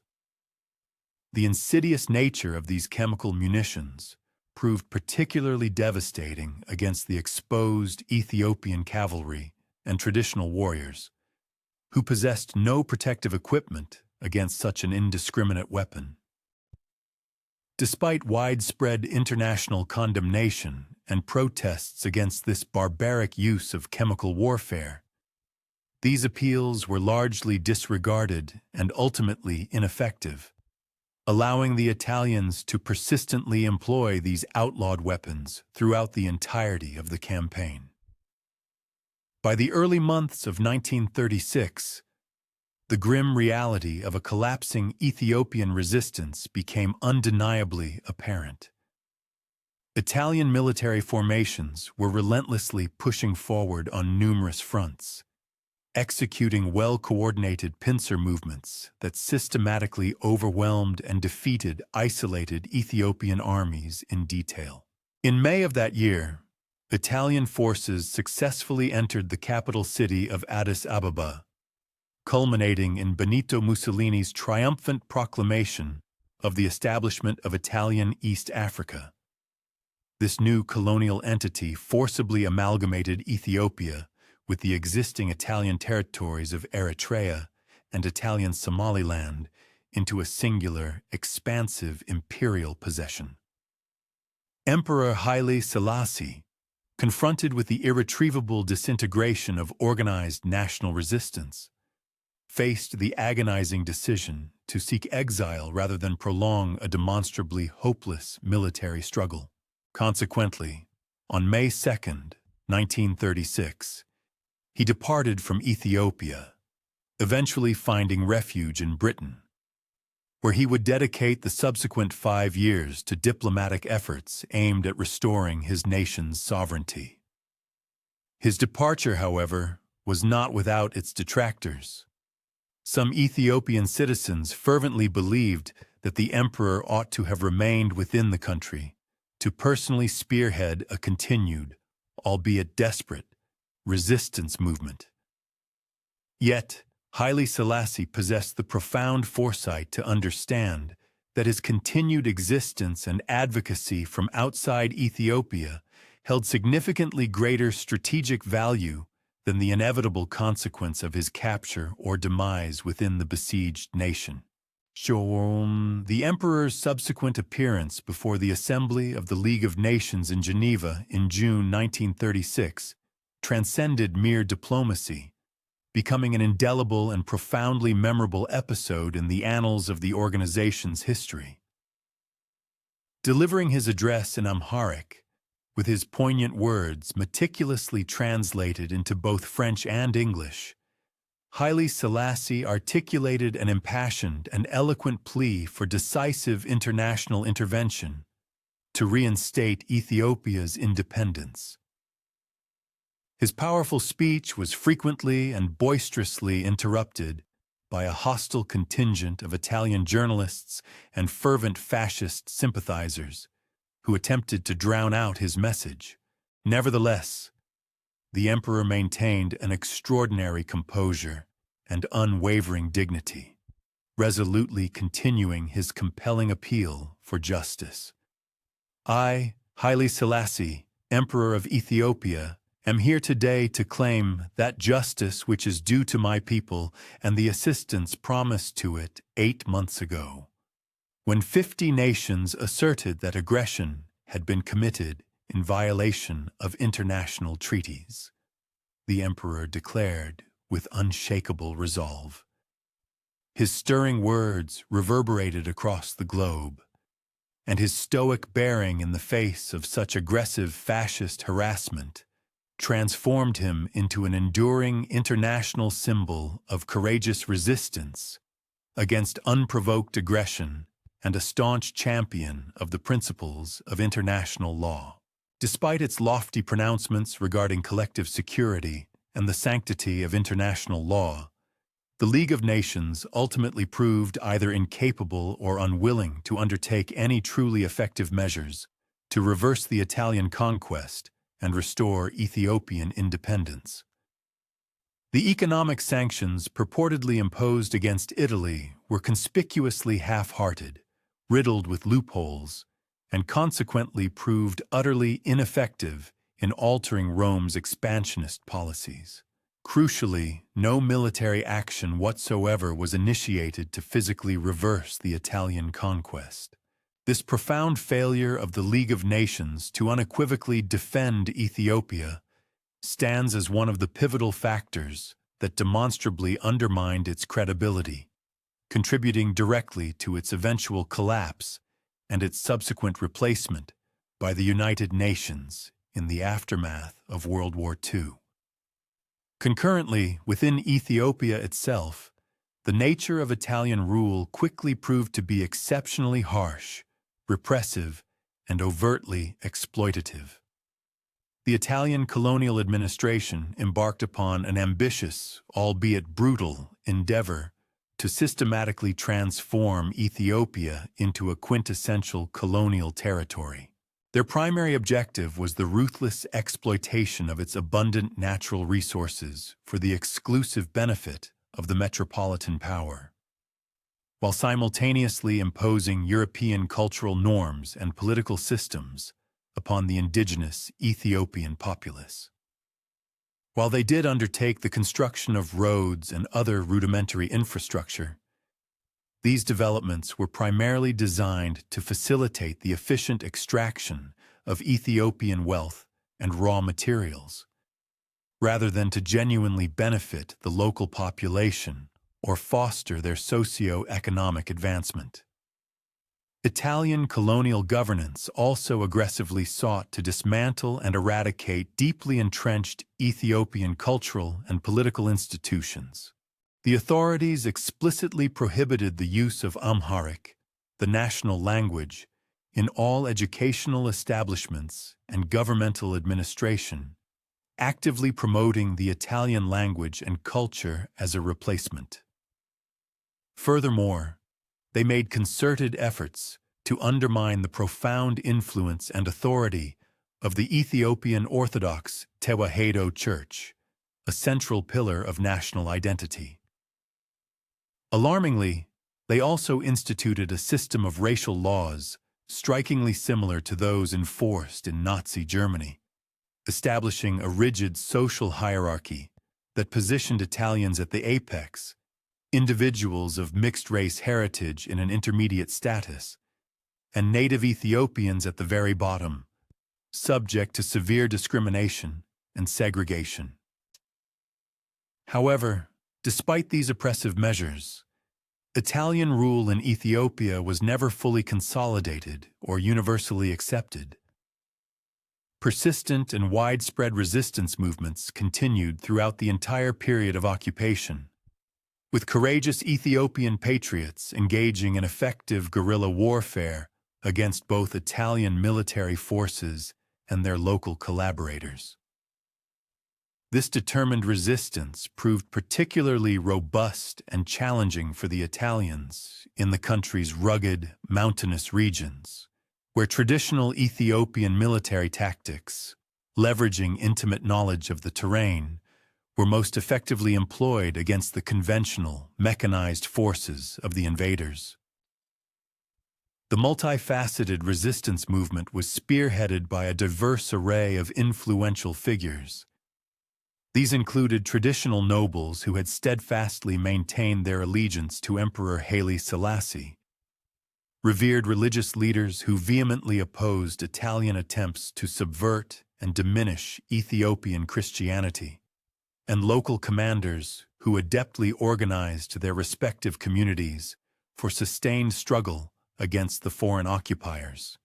Among the most celebrated resistance leaders was Abebe Aragai, a formidable figure who orchestrated extensive guerrilla operations within the Shewa region and earned the revered moniker of the Lion of Judah's Defender. Another iconic leader was Balcha Safo, an elderly yet fiercely defiant general who had honorably served under Emperor Menelik II and adamantly refused to submit to Italian rule, despite his advanced age and the overwhelming odds. The nature of the resistance extended far beyond mere military engagements.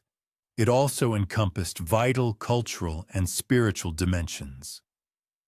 Ethiopian priests, at great personal risk, continued to conduct religious services in clandestine locations, thereby safeguarding and perpetuating the ancient religious traditions that the Italians were so actively attempting to suppress.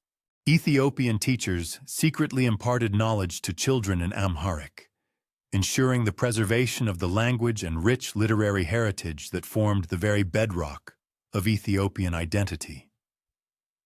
Similarly, Ethiopian artists and musicians skillfully crafted works that not only celebrated their nation's illustrious history and vibrant culture, but also subtly yet powerfully mocked the arrogant pretensions of the Italian occupiers. The Italian occupation also encountered significant practical challenges that severely impeded their ability to establish effective and comprehensive control. Ethiopia, a vast country characterized by its formidable terrain and underdeveloped communication networks, presented immense difficulties for Italian forces attempting to maintain authority over remote and inaccessible areas. Furthermore, the Italian colonial administration itself was chronically understaffed and inadequately funded, compelling it to rely heavily on local collaborators whose loyalty and reliability were often tenuous and prone to shifting allegiances. Most crucially, the Italians never genuinely succeeded in winning the hearts and minds of the Ethiopian populace, who consistently perceived them as illegitimate foreign invaders rather than rightful rulers, fostering deep-seated resentment and unyielding defiance. The geopolitical situation began to undergo a dramatic transformation with the eruption of World War II in 1939. Initially, Italy's entry into the global conflict on the side of Nazi Germany appeared, from a superficial perspective, to bolster the Italian strategic position in East Africa. This alliance presented Mussolini's forces with an opportune moment to launch offensive operations against British territories in neighboring Sudan and Kenya. Indeed, Italian forces achieved some early, albeit transient, successes, notably capturing British Somaliland and making limited advances into Sudanese and Kenyan territories. However, the British response to these incursions was characterized by swiftness and decisive action, recognizing the paramount strategic importance of the Red Sea region, which served as a crucial artery for imperial communications, and the palpable threat that Italian East Africa posed to vital British shipping lanes connecting with India and the Far East. The British military promptly assembled a substantial expeditionary force dedicated to reconquering the region. More significantly for the future of Ethiopia, the British government officially recognized Haile Selassie as the legitimate and rightful ruler of Ethiopia and formally committed to supporting his restoration to the imperial throne. In January 1941, Emperor Haile Selassie made his historic return to Ethiopia, arriving as an integral component of a British military expedition specifically tasked with liberating the country from the shackles of Italian rule. The emperor's return held both profound symbolic weight and immense practical significance. Symbolically, it served as an inspirational rallying point for the fragmented Ethiopian resistance, rekindling hope and national purpose. Practically, it unequivocally demonstrated Britain's firm commitment to restoring Ethiopian independence. The emotional sight of their beloved emperor back on Ethiopian soil after 5 arduous years of forced exile powerfully galvanized Ethiopian patriots, igniting a massive and widespread uprising against the increasingly beleaguered Italian occupation. The subsequent liberation campaign unfolded with remarkable swiftness and resounding success. British and Commonwealth forces, ably supported by the indomitable Ethiopian patriots and contingents of Free French troops from Djibouti, executed a coordinated advance on multiple fronts against the Italian defensive positions. The Italian forces, effectively isolated from any possibility of reinforcements due to the global conflict and confronted by hostile local populations throughout their occupied territory, were utterly incapable of mounting an effective or sustained resistance. By April 1941, British forces had successfully captured Addis Ababa, signaling the virtual collapse of organized Italian resistance across Ethiopia. On May 5, 1941, precisely 5 years to the day after his sorrowful departure from the country, Haile Selassie made a triumphant and symbolic re-entry into Addis Ababa. This specific date was meticulously chosen to underscore the historical significance of the moment. It marked the exact anniversary of the Italian occupation of the capital, and the emperor's return on this particular day powerfully symbolized the complete and utter reversal of the Italian conquest. Ecstatic crowds lined the streets, erupting in jubilant cheers and widespread celebrations to welcome their returning emperor, a joyous occasion that continued unabated for several days, marking a profound moment of national liberation and pride. The restoration of Ethiopian independence transcended the mere achievement of a military victory.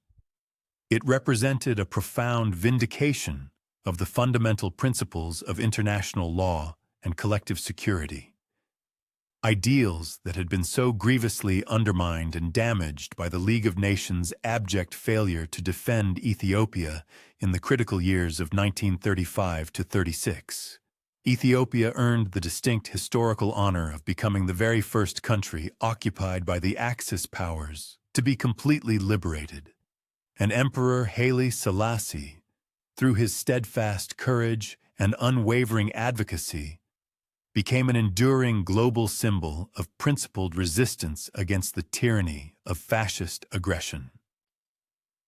While Ethiopia ultimately achieved its liberation from fascist aggression, this newfound freedom paradoxically ushered in a complex array of fresh challenges and intricate complications for the nation.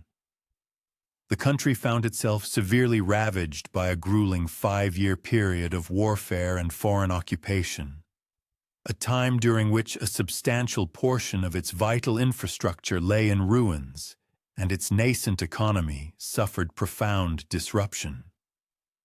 Although the departing Italian colonial administration had bequeathed a tangible, albeit mixed, legacy of roads and architectural structures, it had simultaneously inflicted considerable social upheaval and indelible cultural damage upon the populace. Crucially, the profound and harrowing experience of occupation, coupled with the spirited resistance against it, had irrevocably altered the fabric of Ethiopian society in profound ways that would inevitably yield far-reaching and enduring implications for its future trajectory. Moreover, the arduous conflict had inadvertently bolstered the standing and influence of various regional leaders and formidable resistance commanders who had valiantly spearheaded the fight against the Italian invaders.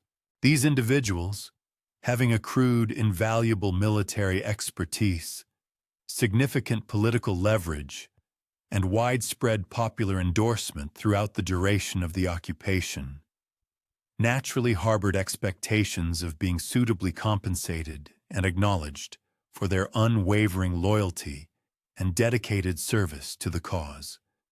Consequently, one of Emperor Haile Selassie's most formidable and delicate tasks in the nascent post-war era would be the intricate management of these deeply entrenched expectations, all while endeavoring to meticulously re-establish and consolidate central governmental authority across the fragmented nation. The emperor was also confronted with the imperative of skillfully navigating the dramatically altered international landscape, a direct consequence of the cataclysmic events of World War II. The once formidable European colonial empires, which had for centuries dominated global affairs, were unmistakably entering a period of terminal decline, while simultaneously new colossal superpowers, specifically the United States and the Soviet Union, were rapidly ascending to positions of unparalleled global dominance. Ethiopia, a relatively small nation, was thus compelled to adroitly maneuver within this emergent international paradigm, all the while steadfastly preserving its cherished independence and diligently pursuing its ambitious national development objectives.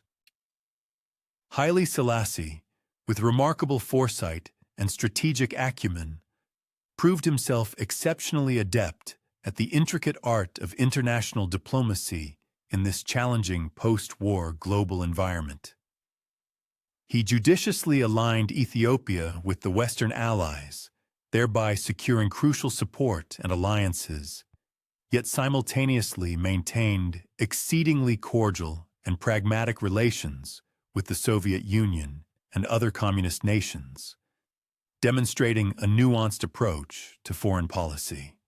A testament to his commitment to global cooperation, he stood as one of the distinguished founding members of the United Nations in 1945, ensuring Ethiopia's active participation in a myriad of international organizations and significant conferences.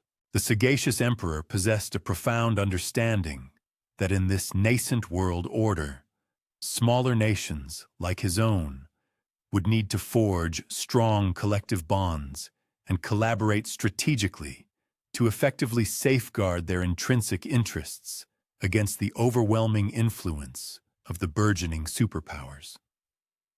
Among Haile Selassie's most profoundly impactful international endeavors was his pivotal role in the conceptualization and establishment of the Organization of African Unity, OAU, in 1963.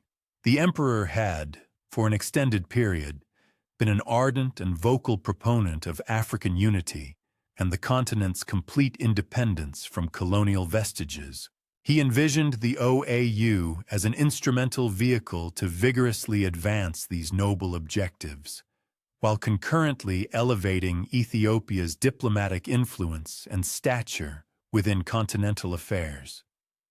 The strategic decision to designate Addis Ababa, Ethiopia's capital, as the permanent headquarters for the OAU served as a poignant recognition of Ethiopia's singular and distinguished position as one of only two African nations, alongside Liberia, that had steadfastly preserved its sovereignty and independence throughout the entire tumultuous colonial period.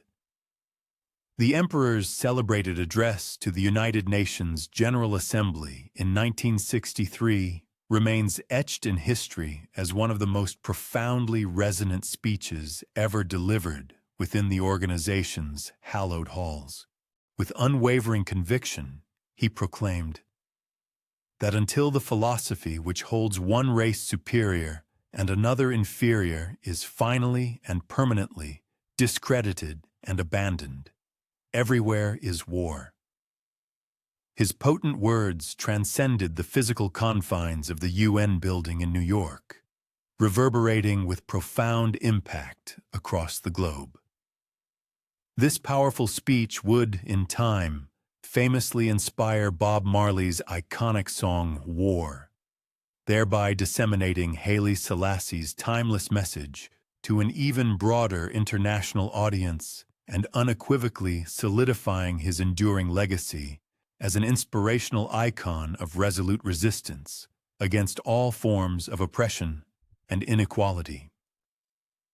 Yet, even as Haile Selassie garnered burgeoning international acclaim as a distinguished statesman and an unwavering champion for African independence, the internal situation within Ethiopia was simultaneously growing in complexity and mounting tension. The emperor's ambitious modernization initiatives, which had regrettably been forcibly interrupted by the Italian occupation, were vigorously recommenced with renewed zeal and accelerated momentum following the nation's liberation. Across the country, new educational institutions were meticulously constructed, essential medical facilities were diligently established, and an array of crucial infrastructure development projects were enthusiastically launched. Concurrently, the emperor embarked upon the implementation of significant land reforms and comprehensive administrative changes, all meticulously designed to propel Ethiopian society and its governmental structures into a more contemporary and efficient era. Nevertheless, these progressive reforms, despite their noble intentions, inadvertently ignited considerable tensions within the intricate tapestry of Ethiopian society. The traditional noble class, deeply entrenched in their ancestral privileges, harbored profound anxieties that the relentless march of modernization would inevitably erode their inherited power and long-held prerogatives. Concurrently, regional leaders, who had strategically amassed significant influence and authority during the arduous period of resistance against foreign occupation, harbored deep resentment towards any perceived attempts by the central government to reassert its control and diminish their hard-won autonomy. Furthermore, a new generation of younger, educated Ethiopians, imbued with a fervent desire for rapid progress, grew increasingly impatient with the measured pace of change and began to openly question whether the existing imperial system possessed the inherent capacity to deliver the swift and transformative development that the nation so desperately required. The abortive coup attempt of 1960 stands as a critical watershed moment, not only in the lengthy reign of Haile Selassie, but also in the broader historical narrative of Ethiopia. While the emperor was engaged in an official state visit to Brazil, a clandestine group of disaffected military officers and intellectual figures, spearheaded by the commander of the Imperial Guard, made an audacious bid to overthrow the established government. Their audacious plan involved installing the emperor's own son, Crown Prince Asfa Wasson, as a constitutional monarch, thereby aiming to usher in a new political order. The coup leaders, in their public proclamations, articulated their fervent intention to modernize Ethiopia with greater alacrity and to significantly curtail the entrenched power of the traditional elite classes. Despite 4 intense days of fierce urban combat within the capital, Addis Ababa, the coup attempt ultimately failed to achieve its objectives. However, its very occurrence served as a stark and undeniable revelation of the profound depth of dissatisfaction simmering beneath the surface regarding the perceived sluggish pace of reform. and it unequivocally underscored the burgeoning influence of educated, modernizing elements within the intricate fabric of Ethiopian society. The emperor's subsequent response was notably characterized by a measured and calculated approach. He extended pardons to the majority of the coup participants, a gesture of clemency, and, perhaps surprisingly, even accelerated the implementation of some of his existing reform programs. Nevertheless, this pivotal incident undeniably rendered him more circumspect regarding the prospects of further political change, and instilled in him a heightened sense of suspicion towards any potential challenges to his supreme authority. The ensuing decades of the 1960s and early 1970s witnessed a continuation of Ethiopia's economic and social advancement, yet concurrently, a palpable escalation of political tensions began to manifest. The emperor, in his ongoing commitment to progress, established new universities, significantly expanded the national educational system, and actively promoted industrial development across various sectors. Ethiopia, under his guidance, emerged as a prominent regional leader in the field of aviation, with Ethiopian Airlines evolving into one of Africa's most successful and reputable carriers. Furthermore, the nation solidified its position as a major global exporter of coffee, with Ethiopian coffee earning widespread international recognition for its exceptional quality and distinctive, highly prized flavor profiles. However, these commendable achievements were increasingly overshadowed by a growing litany of systemic problems that the imperial government appeared either unable or unwilling to address with sufficient efficacy. The vexing issue of land tenure remained a deeply entrenched and pervasive concern, with the vast majority of Ethiopian peasants continuing to toil as tenant farmers on lands predominantly owned by powerful nobles or the influential church. Urban unemployment figures were steadily escalating as throngs of young people migrated to burgeoning cities in pursuit of opportunities that, more often than not, proved to be elusive.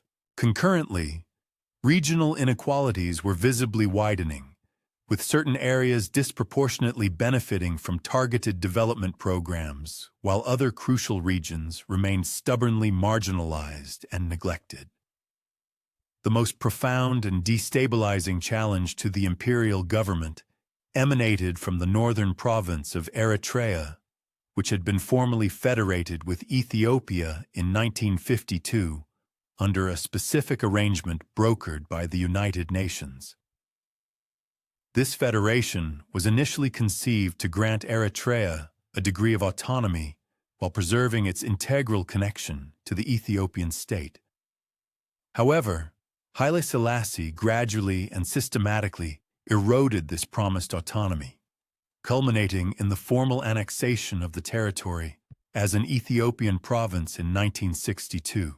This unilateral action directly triggered the emergence of a formidable armed independence movement, a protracted conflict that would relentlessly plague Ethiopia for the subsequent 3 decades. The Eritrean independence struggle presented a particularly multifaceted and intractable challenge for the imperial government, primarily because it coalesced several distinct and potent sources of opposition. There existed pronounced ethnic and linguistic differences separating Eritreans from other Ethiopians, further compounded by significant religious distinctions between the predominantly Muslim Eritrean lowlands and the Christian Ethiopian highlands. Moreover, deep-seated political disagreements persisted regarding the appropriate degree of autonomy that Eritrea ought to legitimately enjoy within the overarching framework of the Ethiopian state. The emperor's predominant response to the escalating Eritrean challenge was overwhelmingly military in nature, with Ethiopian armed forces attempting to brutally suppress the burgeoning independence movement through sheer force. This aggressive approach proved to be largely ineffectual and, ironically, served only to strengthen Eritrean nationalism by creating a pantheon of martyrs and unequivocally demonstrating the imperial government's profound unwillingness to address legitimate Eritrean grievances through diplomatic or political channels. The protracted conflict also exacted a heavy toll, draining vital resources that could have been judiciously allocated for national development initiatives and fostering a pervasive climate of militarization that would inevitably yield profound and enduring consequences for the future trajectory of Ethiopian politics. By the nascent years of the 1970s, it had become glaringly apparent that the imperial system was confronting an undeniable crisis of legitimacy.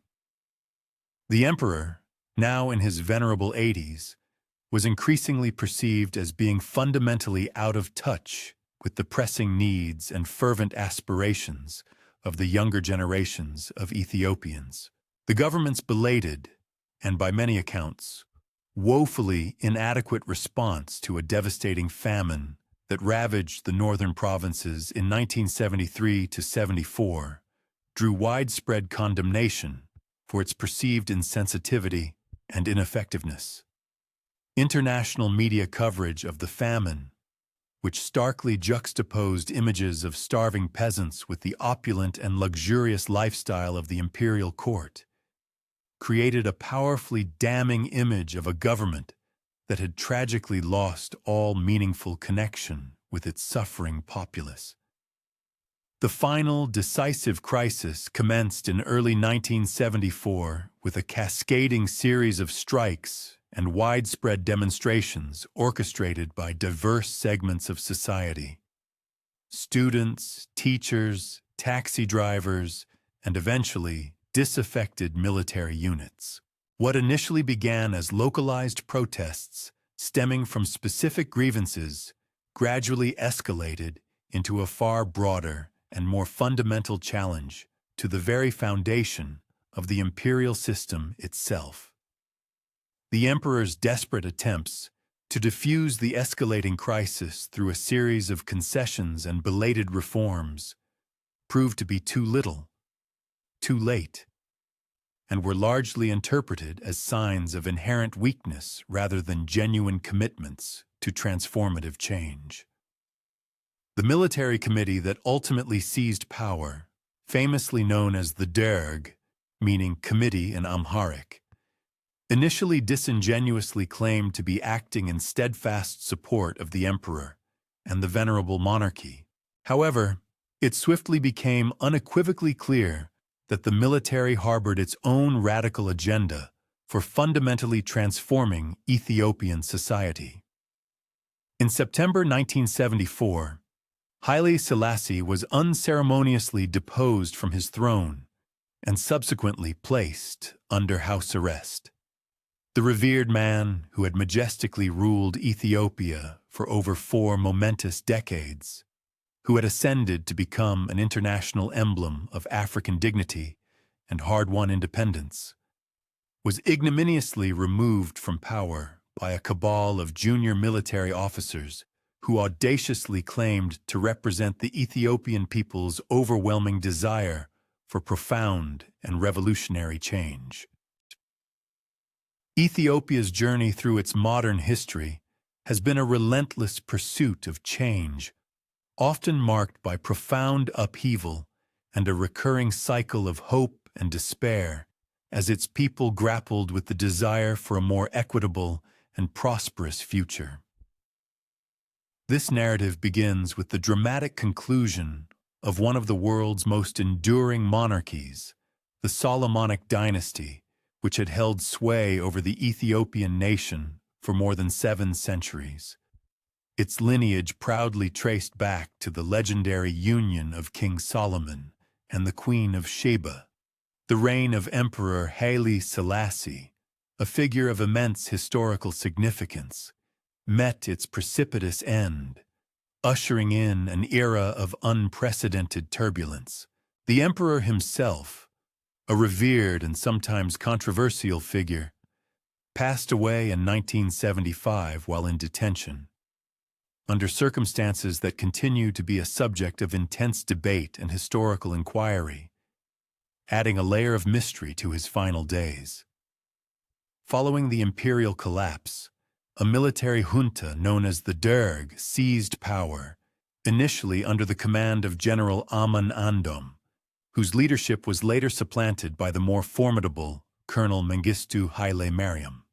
This new regime presented itself as the harbinger of a modernized Ethiopia, pledging to tackle the deep-seated social inequalities and economic hardships that had festered under the previous monarchical system. They enthusiastically championed a socialist revolution, embarking on sweeping nationalization programs that brought vast tracts of land and key industrial sectors under state control.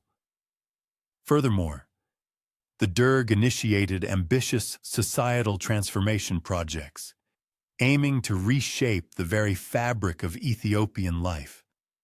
Concurrently, the new administration adopted a more assertive stance on long-standing regional conflicts, particularly the protracted Eritrean struggle and other pressing territorial disputes. However, the military government's tenure, despite its initial promises of reform and progress, soon devolved into a period of even greater authoritarianism and draconian repression than the imperial system it had so vehemently overthrown. The Derg systematically eradicated all forms of political dissent through a brutal campaign of state-sponsored terror, infamously known as the Red Terror. This harrowing period resulted in the tragic deaths of countless Ethiopians, leaving an indelible scar on the nation's collective memory. Moreover, the government's socialist economic policies, though ostensibly conceived with noble intentions, frequently proved to be economically ruinous, exacerbating existing problems and contributing significantly to widespread famines and a precipitous economic decline that further impoverished the populace.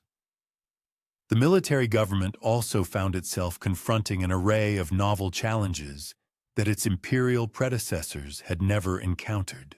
The geopolitical landscape of the Cold War presented unique opportunities for external interference, with the Soviet Union and Cuba extending substantial military aid to the Derg, while conversely, the United States lent its support to various opposition factions. Regional conflicts, already simmering, intensified dramatically, as not only Eritrea but also other provinces erupted in armed insurgencies, challenging the central authority and further destabilizing the nation. The 1980s proved to be a particularly calamitous decade for Ethiopia, marked by a devastating famine that garnered global attention and spurred an unprecedented international humanitarian response. The heart-wrenching images of emaciated children, broadcast across television screens worldwide, profoundly altered Ethiopia's international perception. No longer was it primarily viewed as the proud, unyielding African nation that had successfully repelled European colonialism, but rather as a country tragically synonymous with abject poverty, widespread starvation, and profound suffering, a stark and painful transformation of its global identity. The military government's handling of this catastrophic famine drew widespread condemnation, being criticized as both inadequate and politically motivated. Accusations mounted that the Derg was cynically weaponizing food aid, withholding it from rebellious regions, and prioritizing exorbitant military expenditures over desperately needed famine relief efforts. While international relief initiatives undoubtedly saved innumerable lives, they also starkly illuminated the government's systemic failures, inadvertently fueling growing domestic and international opposition to military rule. By the twilight of the 1980s, it became unequivocally clear that the military government was losing its tenuous grip on power. Numerous armed opposition groups were actively operating across the country, challenging the regime's authority. The national economy lay in ruins, and the government's international backing was rapidly eroding. As the Cold War drew to a close, the Soviet Union, grappling with its own internal turmoil, began to curtail its support for the Derg, leaving the military government increasingly isolated on the global stage. The Derg's eventual downfall came with startling swiftness in 1991, when a powerful coalition of opposition forces, spearheaded by the Ethiopian People's Revolutionary Democratic Front, EPRDF, successfully captured Addis Ababa, the nation's capital, compelling Mengistu Haile Mariam to flee the country. This momentous event signaled the end of 17 years of socialist rule, marking yet another pivotal turning point in Ethiopia's tumultuous historical narrative. The EPRDF, under the astute leadership of Meles Zenawi, pledged to establish a democratic federal system meticulously designed to address the deep-seated ethnic and regional grievances that had plagued Ethiopia for generations. The new government promulgated a groundbreaking constitution that formally recognized the inherent right of ethnic groups to self-determination, controversially including the right to secession. This represented a radical ideological departure from the policies of previous Ethiopian administrations, which had invariably prioritized national unity and a highly centralized governmental structure. One of the new government's most significant early policy decisions was to grant Eritrea the opportunity to hold a referendum on its independence. In 1993, Eritreans overwhelmingly voted for secession, culminating in Eritrea's emergence as a sovereign nation after a grueling 30-year armed struggle. This outcome, though a profound and painful loss for many Ethiopians who had long regarded Eritrea as an indivisible part of their homeland, simultaneously removed a major flashpoint of conflict, allowing both newly independent countries to concentrate on their respective national development. The 1990s and 2000s witnessed substantial economic growth and development across Ethiopia under the EPRDF's stewardship. The government implemented market-oriented economic reforms while assiduously maintaining a robust role for the state in comprehensive development planning. Ambitious infrastructure projects were initiated, including the construction of new roads, the development of vital dams, and the expansion of telecommunication networks. The national education system underwent a dramatic expansion, with the establishment of numerous new universities and a significant broadening of access to primary education. Furthermore, Ethiopia began to assume a more prominent and active role in regional and international affairs, becoming a major contributor to African Union peacekeeping operations and serving as a host for important international conferences, elevating its diplomatic profile. Ethiopian military contingents actively participated in crucial peacekeeping missions in Sudan, Somalia, and other conflict-ridden zones, unequivocally demonstrating the country's steadfast commitment to fostering regional stability. However, the EPRDF government also faced considerable criticism for its discernible authoritarian tendencies and the imposition of restrictions on political opposition. While elections were conducted with regularity, opposition parties frequently voiced grievances regarding harassment and unfair treatment. Press freedom remained curtailed, and civil society organizations encountered significant impediments to their operations, creating friction with international donors and human rights organizations. The government's development strategy, while undeniably successful in stimulating economic growth, also inadvertently generated new challenges. Rapid population expansion exerted immense pressure on finite land and natural resources. Urbanization led to the emergence of new social problems, as vast numbers of people migrated from rural areas to cities in pursuit of better opportunities. Environmental degradation became an escalating concern, as extensive deforestation occurred to accommodate agricultural expansion and industrial development, threatening the nation's ecological balance.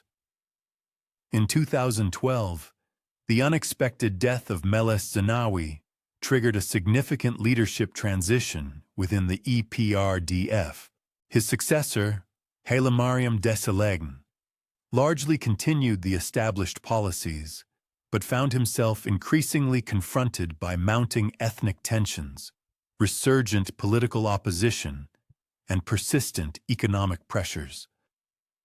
Protests began to manifest in various parts of the country, particularly within the Oromia and Amhara regions, reflecting deep-seated dissatisfaction with government policies and an insistent demand for greater political participation. These protests escalated dramatically in 2015 and 2016, leading to the imposition of emergency rule and violent crackdowns by security forces. The government's forceful response to the burgeoning unrest was widely condemned by international observers, creating a crisis of legitimacy eerily similar to those that had beset previous Ethiopian administrations. In 2018, succumbing to overwhelming pressure, Hailemariam Desalegn tendered his resignation as prime minister. The subsequent selection of Abiy Ahmed as the new prime minister in 2018 heralded another pivotal moment in Ethiopia's complex history. Abiy, a youthful, charismatic figure hailing from the Oromo ethnic group, promised sweeping reforms aimed at addressing the country's multifaceted political and social challenges. He promptly ordered the release of political prisoners, permitted exiled opposition groups to return to the country, and initiated a significant liberalization of the political system, inspiring a renewed sense of hope. Abiy's most dramatic and celebrated early accomplishment was the historic resolution of the protracted conflict with Eritrea. In 2018, he embarked on a landmark journey to Eritrea, where he signed a momentous peace agreement with President Isaias Afwerki, formally bringing an end to the state of war that had persisted between the two nations since their devastating border conflict in 1998 to 2000. This extraordinary achievement earned Abiy the prestigious Nobel Peace Prize in 2019, making him the first Ethiopian laureate of this esteemed honor. However, Abiy's ambitious reforms, while well-intentioned, also inadvertently unleashed powerful forces that proved exceedingly difficult to manage. The loosening of political restrictions led to a discernible surge in ethnic tensions and conflicts across various parts of the country. Long-suppressed grievances resurfaced with renewed intensity, and some groups began to advance territorial and political demands that fundamentally challenged the established federal system. The government struggled to maintain law and order while simultaneously endeavoring to promote democratic reforms, a delicate and often contradictory balancing act. The situation became particularly intricate and volatile in the northern Tigray region, where the Tigray People's Liberation Front, which had historically been the dominant political force within the EPRDF coalition, perceived itself as being marginalized by Abiy's reform agenda. Tensions between the federal government and the Tigray Regional Administration escalated throughout 2019 and 2020, ultimately culminating in armed conflict in late 2020. The devastating conflict in Tigray represented an unprecedented challenge for Ethiopia, a full-blown civil war that gravely threatened to dismantle the federal system and potentially lead to the nation's fragmentation. The brutal fighting involved not only Ethiopian federal forces and Tigray regional forces, but also Eritrean troops and various militia groups from neighboring regions. The humanitarian consequences were catastrophic, resulting in the tragic loss of thousands of lives and the displacement of hundreds of thousands of people, plunging the region into a severe humanitarian crisis. And hundreds of thousands displaced. As Ethiopia embarked upon the 2020s, it confronted a confluence of challenges, some echoing historical dilemmas and others entirely novel.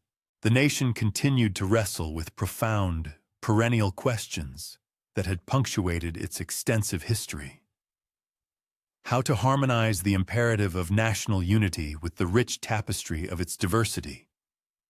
How to embrace modernization without sacrificing its cherished traditional legacies, and how to safeguard its autonomy while actively participating in the global arena. However, these enduring quandaries were now intricately complicated by an array of contemporary pressures: an escalating population boom, the pervasive effects of climate change, the transformative force of technological disruption, and the shifting dynamics of international diplomatic relations. The unfolding narrative of Ethiopia is far from reaching its conclusion. This ancient land, which has steadfastly endured the ascent and demise of numerous empires, successfully navigated the trials of colonialism and withstood the upheavals of revolution and warfare, persistently undergoes a process of evolution and adaptation. The Ethiopian populace, having consistently exhibited remarkable fortitude throughout their protracted history, remains dedicated to forging a future that reveres their past, while enthusiastically embracing the myriad possibilities of tomorrow. What renders Ethiopia's chronicle so profoundly captivating is not merely its extraordinary longevity, for indeed, few civilizations can lay claim to such an unbroken continuum over such an immense span of time, but rather its persistent and unifying themes of self-determination, adaptability, and unwavering fortitude. From the majestic ancient kingdom of Aksum to its contemporary manifestation as a federal republic, the Ethiopian people have consistently demonstrated an exceptional capacity to assimilate new influences while steadfastly preserving their intrinsic identity, to skillfully adjust to shifting circumstances while safeguarding their fundamental values, and to surmount seemingly insurmountable obstacles through sheer resolve and inventive problem-solving. The Ethiopia of the present day stands in stark contrast to the Ethiopia of Aksum, or even the Ethiopia governed by Haile Selassie. Nevertheless, certain fundamental characteristics endure. A profound sense of pride and independence that spurred the Aksumites to construct their formidable trading empire, that ignited the spirit of Menelik II to decisively vanquish the Italians at Adwa, and that galvanized the courageous resistance fighters during the Italian occupation, continues to profoundly influence Ethiopian perspectives on the wider world. The deep-seated religious devotion that inspired the meticulous carving of the rock-hewn churches at Lalibela, and that provided the spiritual bedrock for Ethiopian identity through centuries of adversity, continues to exert a significant influence within Ethiopian society. The vibrant cultural creativity that has given rise to distinctive forms of art, literature, and music persistently flourishes and evolves. Perhaps most crucially, the Ethiopian commitment to charting its own distinct course, neither entirely secluded from global currents nor completely subsumed by them, perseveres in guiding the nation's developmental trajectory. Ethiopia has perpetually served as a crucible where disparate cultures, religious beliefs, and time-honored traditions have peacefully coexisted and profoundly influenced one another, thereby forging a uniquely invaluable synthesis. This venerable tradition of integration and flexible adjustment may well represent Ethiopia's most formidable asset as it confronts the multifaceted challenges of the 21st century. The esteemed coffee bean, a gift Ethiopia bestowed upon the world, functions as an exquisite metaphor for the nation's enduring contributions to human civilization. Much like the resilient coffee plant itself, Ethiopian culture possesses deep, enduring roots that have enabled it to withstand periods of arid drought and tumultuous storms, to adeptly acclimate to diverse environmental conditions, and ultimately, to yield something that profoundly enriches the lives of people across the globe. The Ethiopian narrative is not solely the account of a single nation. It constitutes an integral segment of the broader human story, detailing how societies develop, adapt, and ultimately endure. As one reflects upon this extensive voyage through Ethiopian history, one can simultaneously appreciate both the singular distinctiveness of the Ethiopian experience and its profound, universal themes. Every human society grapples with the intricate balancing act between preserving cherished traditions and embracing necessary change, of upholding its inherent identity while skillfully adapting to novel circumstances, and of safeguarding its sovereign independence while actively engaging with the broader international community. Ethiopia's extensive and rich experience with these intricate challenges offers invaluable lessons and profound inspiration for all of humanity. The story of Ethiopia serves as a potent reminder that history transcends mere dates, military engagements, and the ascensions and declines of rulers. Though all these elements undeniably play their part, it is fundamentally about the enduring human capacity to imbue existence with meaning, to construct cohesive communities, to meticulously preserve the valuable legacies of the past, while diligently striving towards a more promising future. It speaks to the remarkable ability of human societies to not only survive, but to truly flourish, even when confronted with challenges that might otherwise appear utterly overwhelming.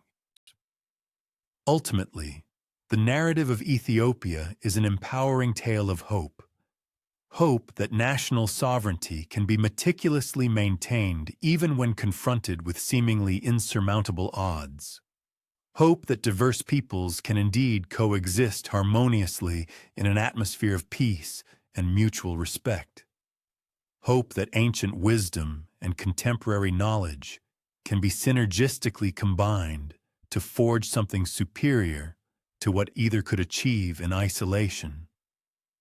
It is a story that poignantly reminds us that the human spirit, much like the resilient highland coffee plant, possesses deep, nourishing roots and an extraordinary capacity for recovery, capable of yielding something profoundly beautiful and sustaining even amidst the most arduous and challenging conditions. As the sun gracefully descends over the majestic Ethiopian highlands, casting elongated shadows across the ancient terrain where this extraordinary civilization has thrived for over 3 millennia, one can pause to reflect upon the remarkable odyssey undertaken through the annals of time.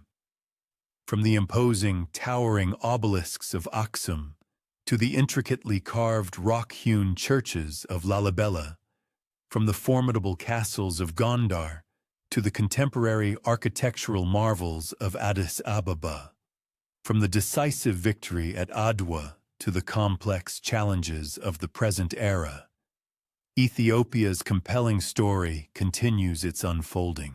The eternal flame of Ethiopian civilization persists in its burning, at times flickering delicately in the winds of change, at other moments blazing brilliantly in triumphant moments, yet never truly extinguished. It is a sacred flame that has been meticulously tended by countless generations of Ethiopians who profoundly understood their role as guardians of something profoundly precious and utterly unique.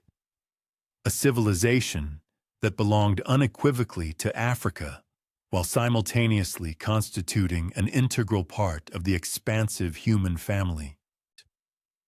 The very highlands where this profound narrative commenced still reverberate with the echoes of ancient kings and queens, still resonate with the fervent prayers of innumerable pilgrims, and still bear witness to the daily struggles and triumphs of ordinary individuals striving to construct improved lives for themselves and their progeny.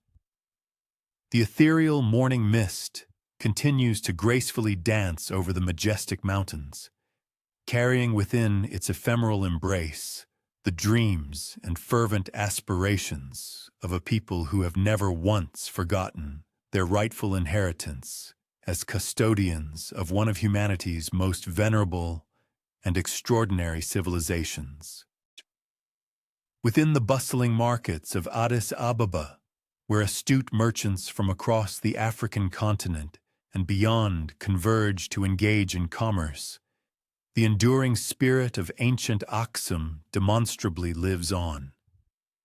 In the hallowed halls of schools and universities, where ambitious young Ethiopians diligently pursue their studies in disciplines ranging from traditional literature to cutting-edge modern technology, the visionary educational ideals championed by emperors such as Menelik II and Haile Selassie continue to yield tangible fruit. In the sacred churches, where devout believers congregate to worship according to traditions that span more than 1,600 years, the unwavering faith that sustained Ethiopia through its darkest hours continues to provide profound strength and invaluable guidance.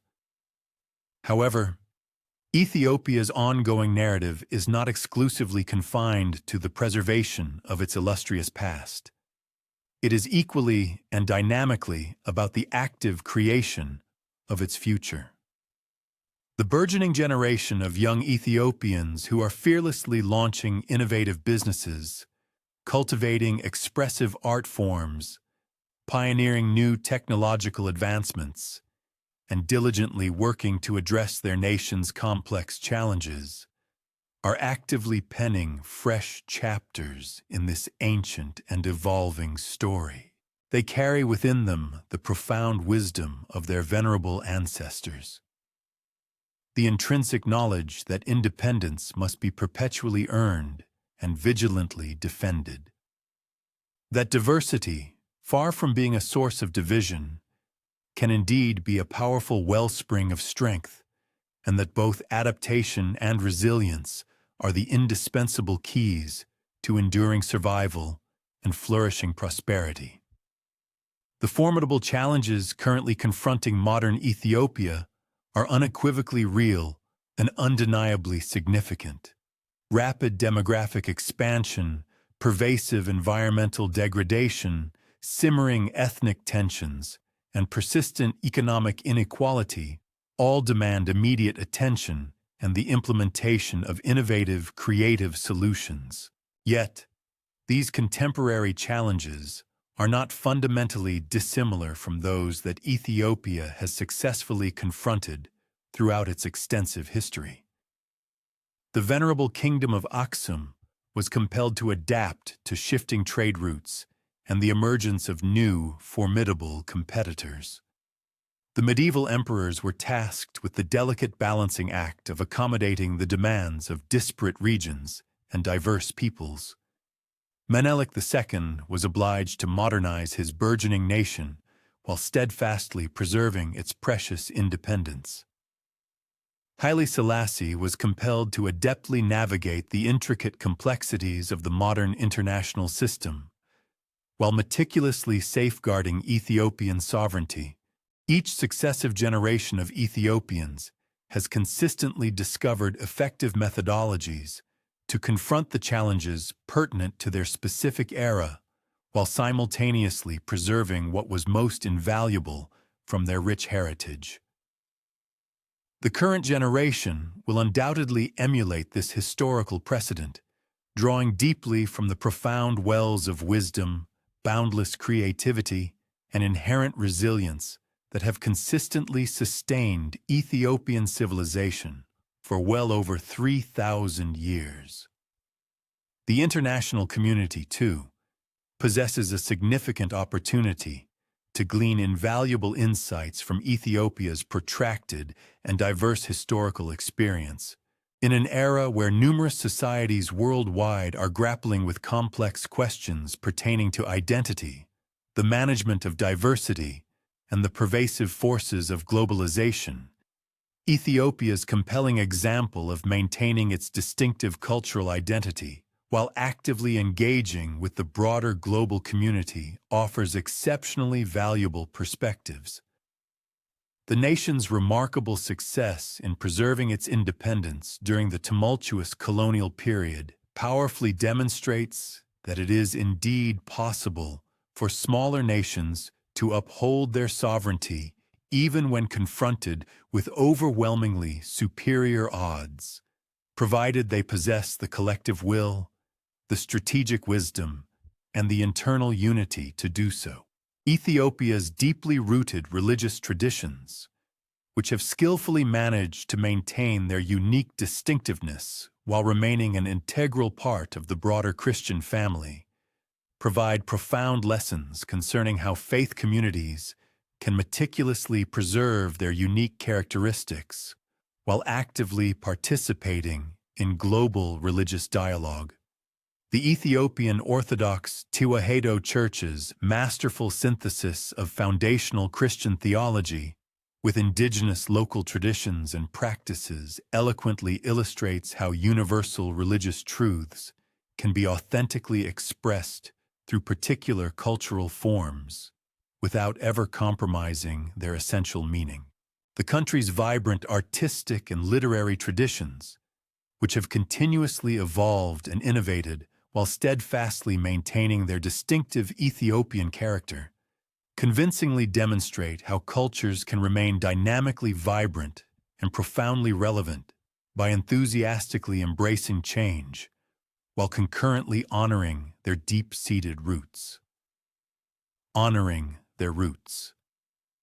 Ethiopian musical compositions, artistic expressions, and literary works persistently demonstrate a reciprocal influence with global currents, yet they steadfastly preserve their uniquely Ethiopian character. Perhaps of paramount significance, the narrative of Ethiopia serves as a profound reminder that the course of history is not an unalterable, predetermined path. Rather, it underscores that societies possess the inherent agency to choose their responses to emergent trials and promising prospects. The courageous Ethiopians who opted to resist Italian colonial ambitions at Adwa, for instance, could have instead succumbed to submission. Similarly, the tenacious resistance fighters who persevered in their opposition to the Italian occupation had the alternative of choosing collaboration. Furthermore, the visionary leaders who embarked on a path of national modernization while vigilantly safeguarding their country's sovereignty could have retreated into isolation or embraced complete westernization. At every pivotal juncture throughout Ethiopian history, individual citizens and collective communities consciously made decisions that profoundly shaped not only their immediate destinies, but also the trajectory of their nation, and in certain instances, the broader global landscape. The resounding triumph at Adwa, for example, ignited the flames of anti-colonial movements across the vast continents of Africa and Asia. Emperor Haile Selassie's unwavering advocacy for international jurisprudence and the principle of collective security significantly contributed to the formation of the post-World War II international framework. Moreover, Ethiopia's foundational role in establishing the Organization of African Unity proved instrumental in accelerating the continent's decolonization efforts and fostering its subsequent development. These remarkable accomplishments were far from inevitable outcomes. They emerged directly from deliberate choices made by individuals who deeply understood their inherent capacity to forge their own future. This profound insight, the understanding that human choices, rather than impersonal, immutable forces, are the true architects of history, stands as perhaps Ethiopia's most invaluable contribution to the global consciousness. It functions as an enduring admonition that humanity is not merely a passive recipient of circumstances, but rather an active participant, an agent empowered to construct the world it desires to inhabit. As one concludes an exploratory journey through Ethiopia's rich historical tapestry, it becomes compelling to ponder what profound lessons this ancient civilization can impart regarding the art of living a fulfilling existence within an intricate and often demanding contemporary world. Ethiopia's protracted experience eloquently suggests the possibility of simultaneously revering ancestral heritage while enthusiastically embracing future possibilities, of steadfastly maintaining one's distinct identity, even while engaging meaningfully with diverse cultures, and of judiciously preserving enduring values while courageously instigating necessary transformations. The Ethiopian approach to navigating these complex challenges has, admittedly, not always been without blemish, a truth applicable to any human society. Nevertheless, its long-term efficacy has been remarkably successful. The sheer fact that Ethiopian civilization has not only survived, but flourished for over 3 millennia, demonstrating an extraordinary capacity to adapt to innumerable alterations while preserving its fundamental character, stands as irrefutable evidence of the sagacity embedded within this particular approach.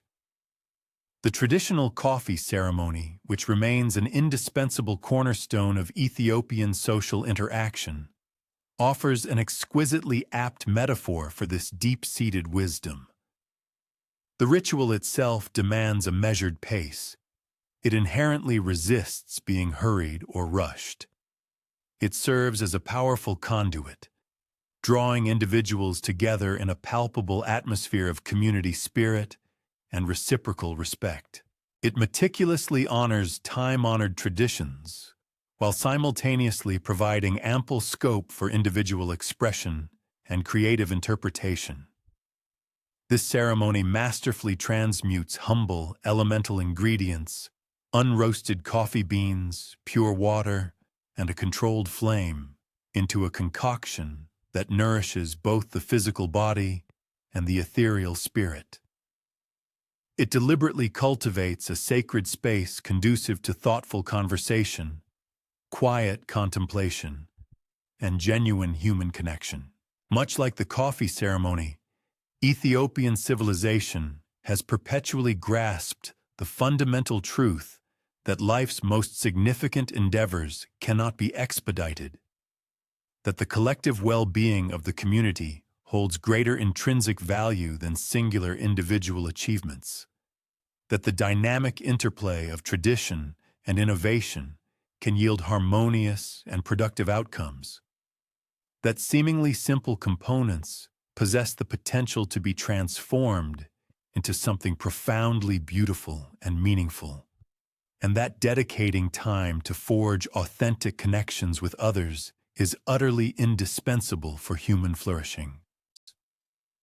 These profound insights, meticulously distilled from thousands of years of lived experience within the majestic Ethiopian highlands, possess an enduring relevance today that is precisely as potent as it was during the fabled era of the Queen of Sheba, or amidst the epoch of Lalibela's magnificent builders. In our frenetic, globally interconnected, and frequently fragmented modern existence, Ethiopia's exemplary model of patient endurance, unwavering community solidarity, ingenious adaptation, and deep spiritual grounding presents a distinctive paradigm for navigating life and achieving prosperity. The overarching narrative of Ethiopia is ultimately a testament to the triumphant resilience of the human spirit in the face of adversity. A powerful demonstration of the collective capacity of communities to safeguard their most cherished values while adeptly responding to evolving circumstances, and a vivid illustration of the feasibility of preserving one's unique identity and national autonomy while engaging constructively with the broader international community. It is a story that inherently bestows hope and profound inspiration upon all who encounter it, irrespective of their individual origins or life circumstances. As the celestial luminaries begin to emerge over the undulating Ethiopian highlands, just as they have for innumerable preceding generations, their gentle radiance descends upon a land that has bestowed upon the world the invigorating gift of coffee, a treasury of ancient wisdom, an abundance of artistic splendor, and a compelling illustration of how to uphold dignity and independence when confronted by seemingly insurmountable challenges. These stars illuminate a populace that has steadfastly remembered its role as the vigilant custodians of something profoundly precious and utterly unique, a heritage that belongs not exclusively to them, but, in a deeper sense, to all of humanity. The inextinguishable flame of Ethiopian civilization continues its luminous burn, meticulously tended by successive generations who grasp both the weighty responsibility of their inherited legacy and the boundless possibilities that lie within their future. It is a beacon that radiates light not solely across the Ethiopian highlands, but across the entirety of the human journey, serving as a universal reminder that through the steadfast application of courage, wisdom, and persistence, it is indeed attainable to craft something truly beautiful and enduring within this world. And so, our narrative culminates precisely where it commenced, with the soft, rhythmic cadence of waves caressing distant coastlines, with the ethereal morning mist gracefully undulating over ancient mountain peaks, and with the rich, inviting aroma of coffee beans carrying forth the promise of fresh beginnings. The expansive story of Ethiopia is far from concluded. Indeed, its most significant chapters may yet remain unwritten, but its robust foundation has been meticulously constructed through millennia of human experience, boundless creativity, and tenacious resilience. Irrespective of the specific challenges and opportunities that the future may unfold, the people of Ethiopia are poised to confront them with the same resolute spirit as their forebears, imbued with an abiding pride in their rich heritage, an unwavering confidence in their collective capabilities, and an enduring hope for the prosperity of their children's future. The coffee has been savored. The fire now glows with a diminishing intensity, yet the narrative persists. Somewhere within the vastness of the Ethiopian highlands, a newborn child is entering the world, destined to carry this ancient civilization forward into the unfolding future. Elsewhere, a diligent student is immersing themselves in the glorious annals of the past, simultaneously dreaming of contributing to an even more illustrious future. In another corner, an inspired artist is bringing forth something novel, yet exquisitely honoring the venerable traditions. A farmer is carefully planting seeds, ensuring sustenance for the generation yet to come. And somewhere, a family is gathering for their evening repast, sharing cherished stories and whispered aspirations, thereby continuing the timeless human dialogue that has sustained Ethiopian civilization for well over 3 millennia. This, in its essence, represents the true and profound meaning of the Ethiopian story. It transcends merely being a chronicle of monarchs engaged in warfare, of fleeting victories and crushing defeats, of ascents to power and subsequent declines. Instead, it is the perpetually unfolding saga of ordinary individuals achieving extraordinary feats, of communities assiduously preserving their cherished values while adeptly embracing necessary change, of a civilization that has masterfully acquired the profound wisdom of how to endure and flourish across countless centuries. It is a narrative that fundamentally belongs to Ethiopia, yet concurrently, it belongs to every one of us, for it constitutes an integral segment of the grander human narrative detailing how we collectively forge meaning, meticulously construct communities, and conscientiously transmit our most treasured values to the generations that will follow. Ultimately, the comprehensive story of the Ethiopian Empire is not merely a historical account. It is, in fact, a profound prophecy. It offers a compelling vision of the remarkable accomplishments human societies can attain when they artfully blend a deep reverence for the past with an open-minded embrace of the future, when they judiciously balance individual achievement with an unwavering commitment to community solidarity, and when they steadfastly maintain their distinctive cultural identity while engaging constructively and meaningfully with the wider global community. It is a narrative that serves as a potent reminder that the expansive human journey is far from its conclusion, that there remain countless new chapters awaiting inscription, novel challenges demanding to be met, and boundless possibilities yearning to be explored. The eternal flame persists in its radiant burn, and the enduring story continues. The intricate narrative unfolded with an escalating sense of anticipation, as the intrepid team, having meticulously navigated the labyrinthine ice tunnels, finally stood poised before the massive, intricately sealed portal. This colossal entry point, hewn from an unknown, iridescent material that seemed to hum with a faint, resonant energy, represented not merely a physical barrier, but a profound threshold into an epical mystery. The air within the cavern, once thick with the sterile chill of the Antarctic subterranean environment, now carried a subtle, almost metallic scent, a testament to the alien nature of the structure they had unearthed. Dr. Aris Thorne, the lead archaeolinguist, whose initial deciphering of the preliminary glyphs had catalyzed this entire expedition, felt the weight of history pressing upon him, a palpable burden of expectation for what lay beyond the ancient seal.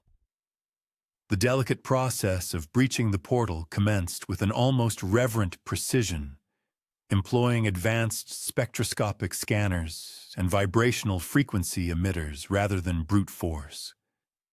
Years of meticulous planning, funded by an unprecedented international consortium, culminated in these tense moments. Each subtle shift in the portal's integrity was meticulously monitored, every energy fluctuation scrutinized by a battery of sensors, all relayed to a secure command center thousands of miles away. The scientific community, gripped by a collective breath, awaited updates, fully cognizant that the revelations potentially contained within this pristine, untouched chamber could irrevocably alter humanity's understanding of its own origins and place within the cosmic tapestry. Scholarly journals were already preparing special editions, and geopolitical strategists discreetly convened to ponder the immense implications of contact with an unknown, possibly advanced, pre-human intelligence.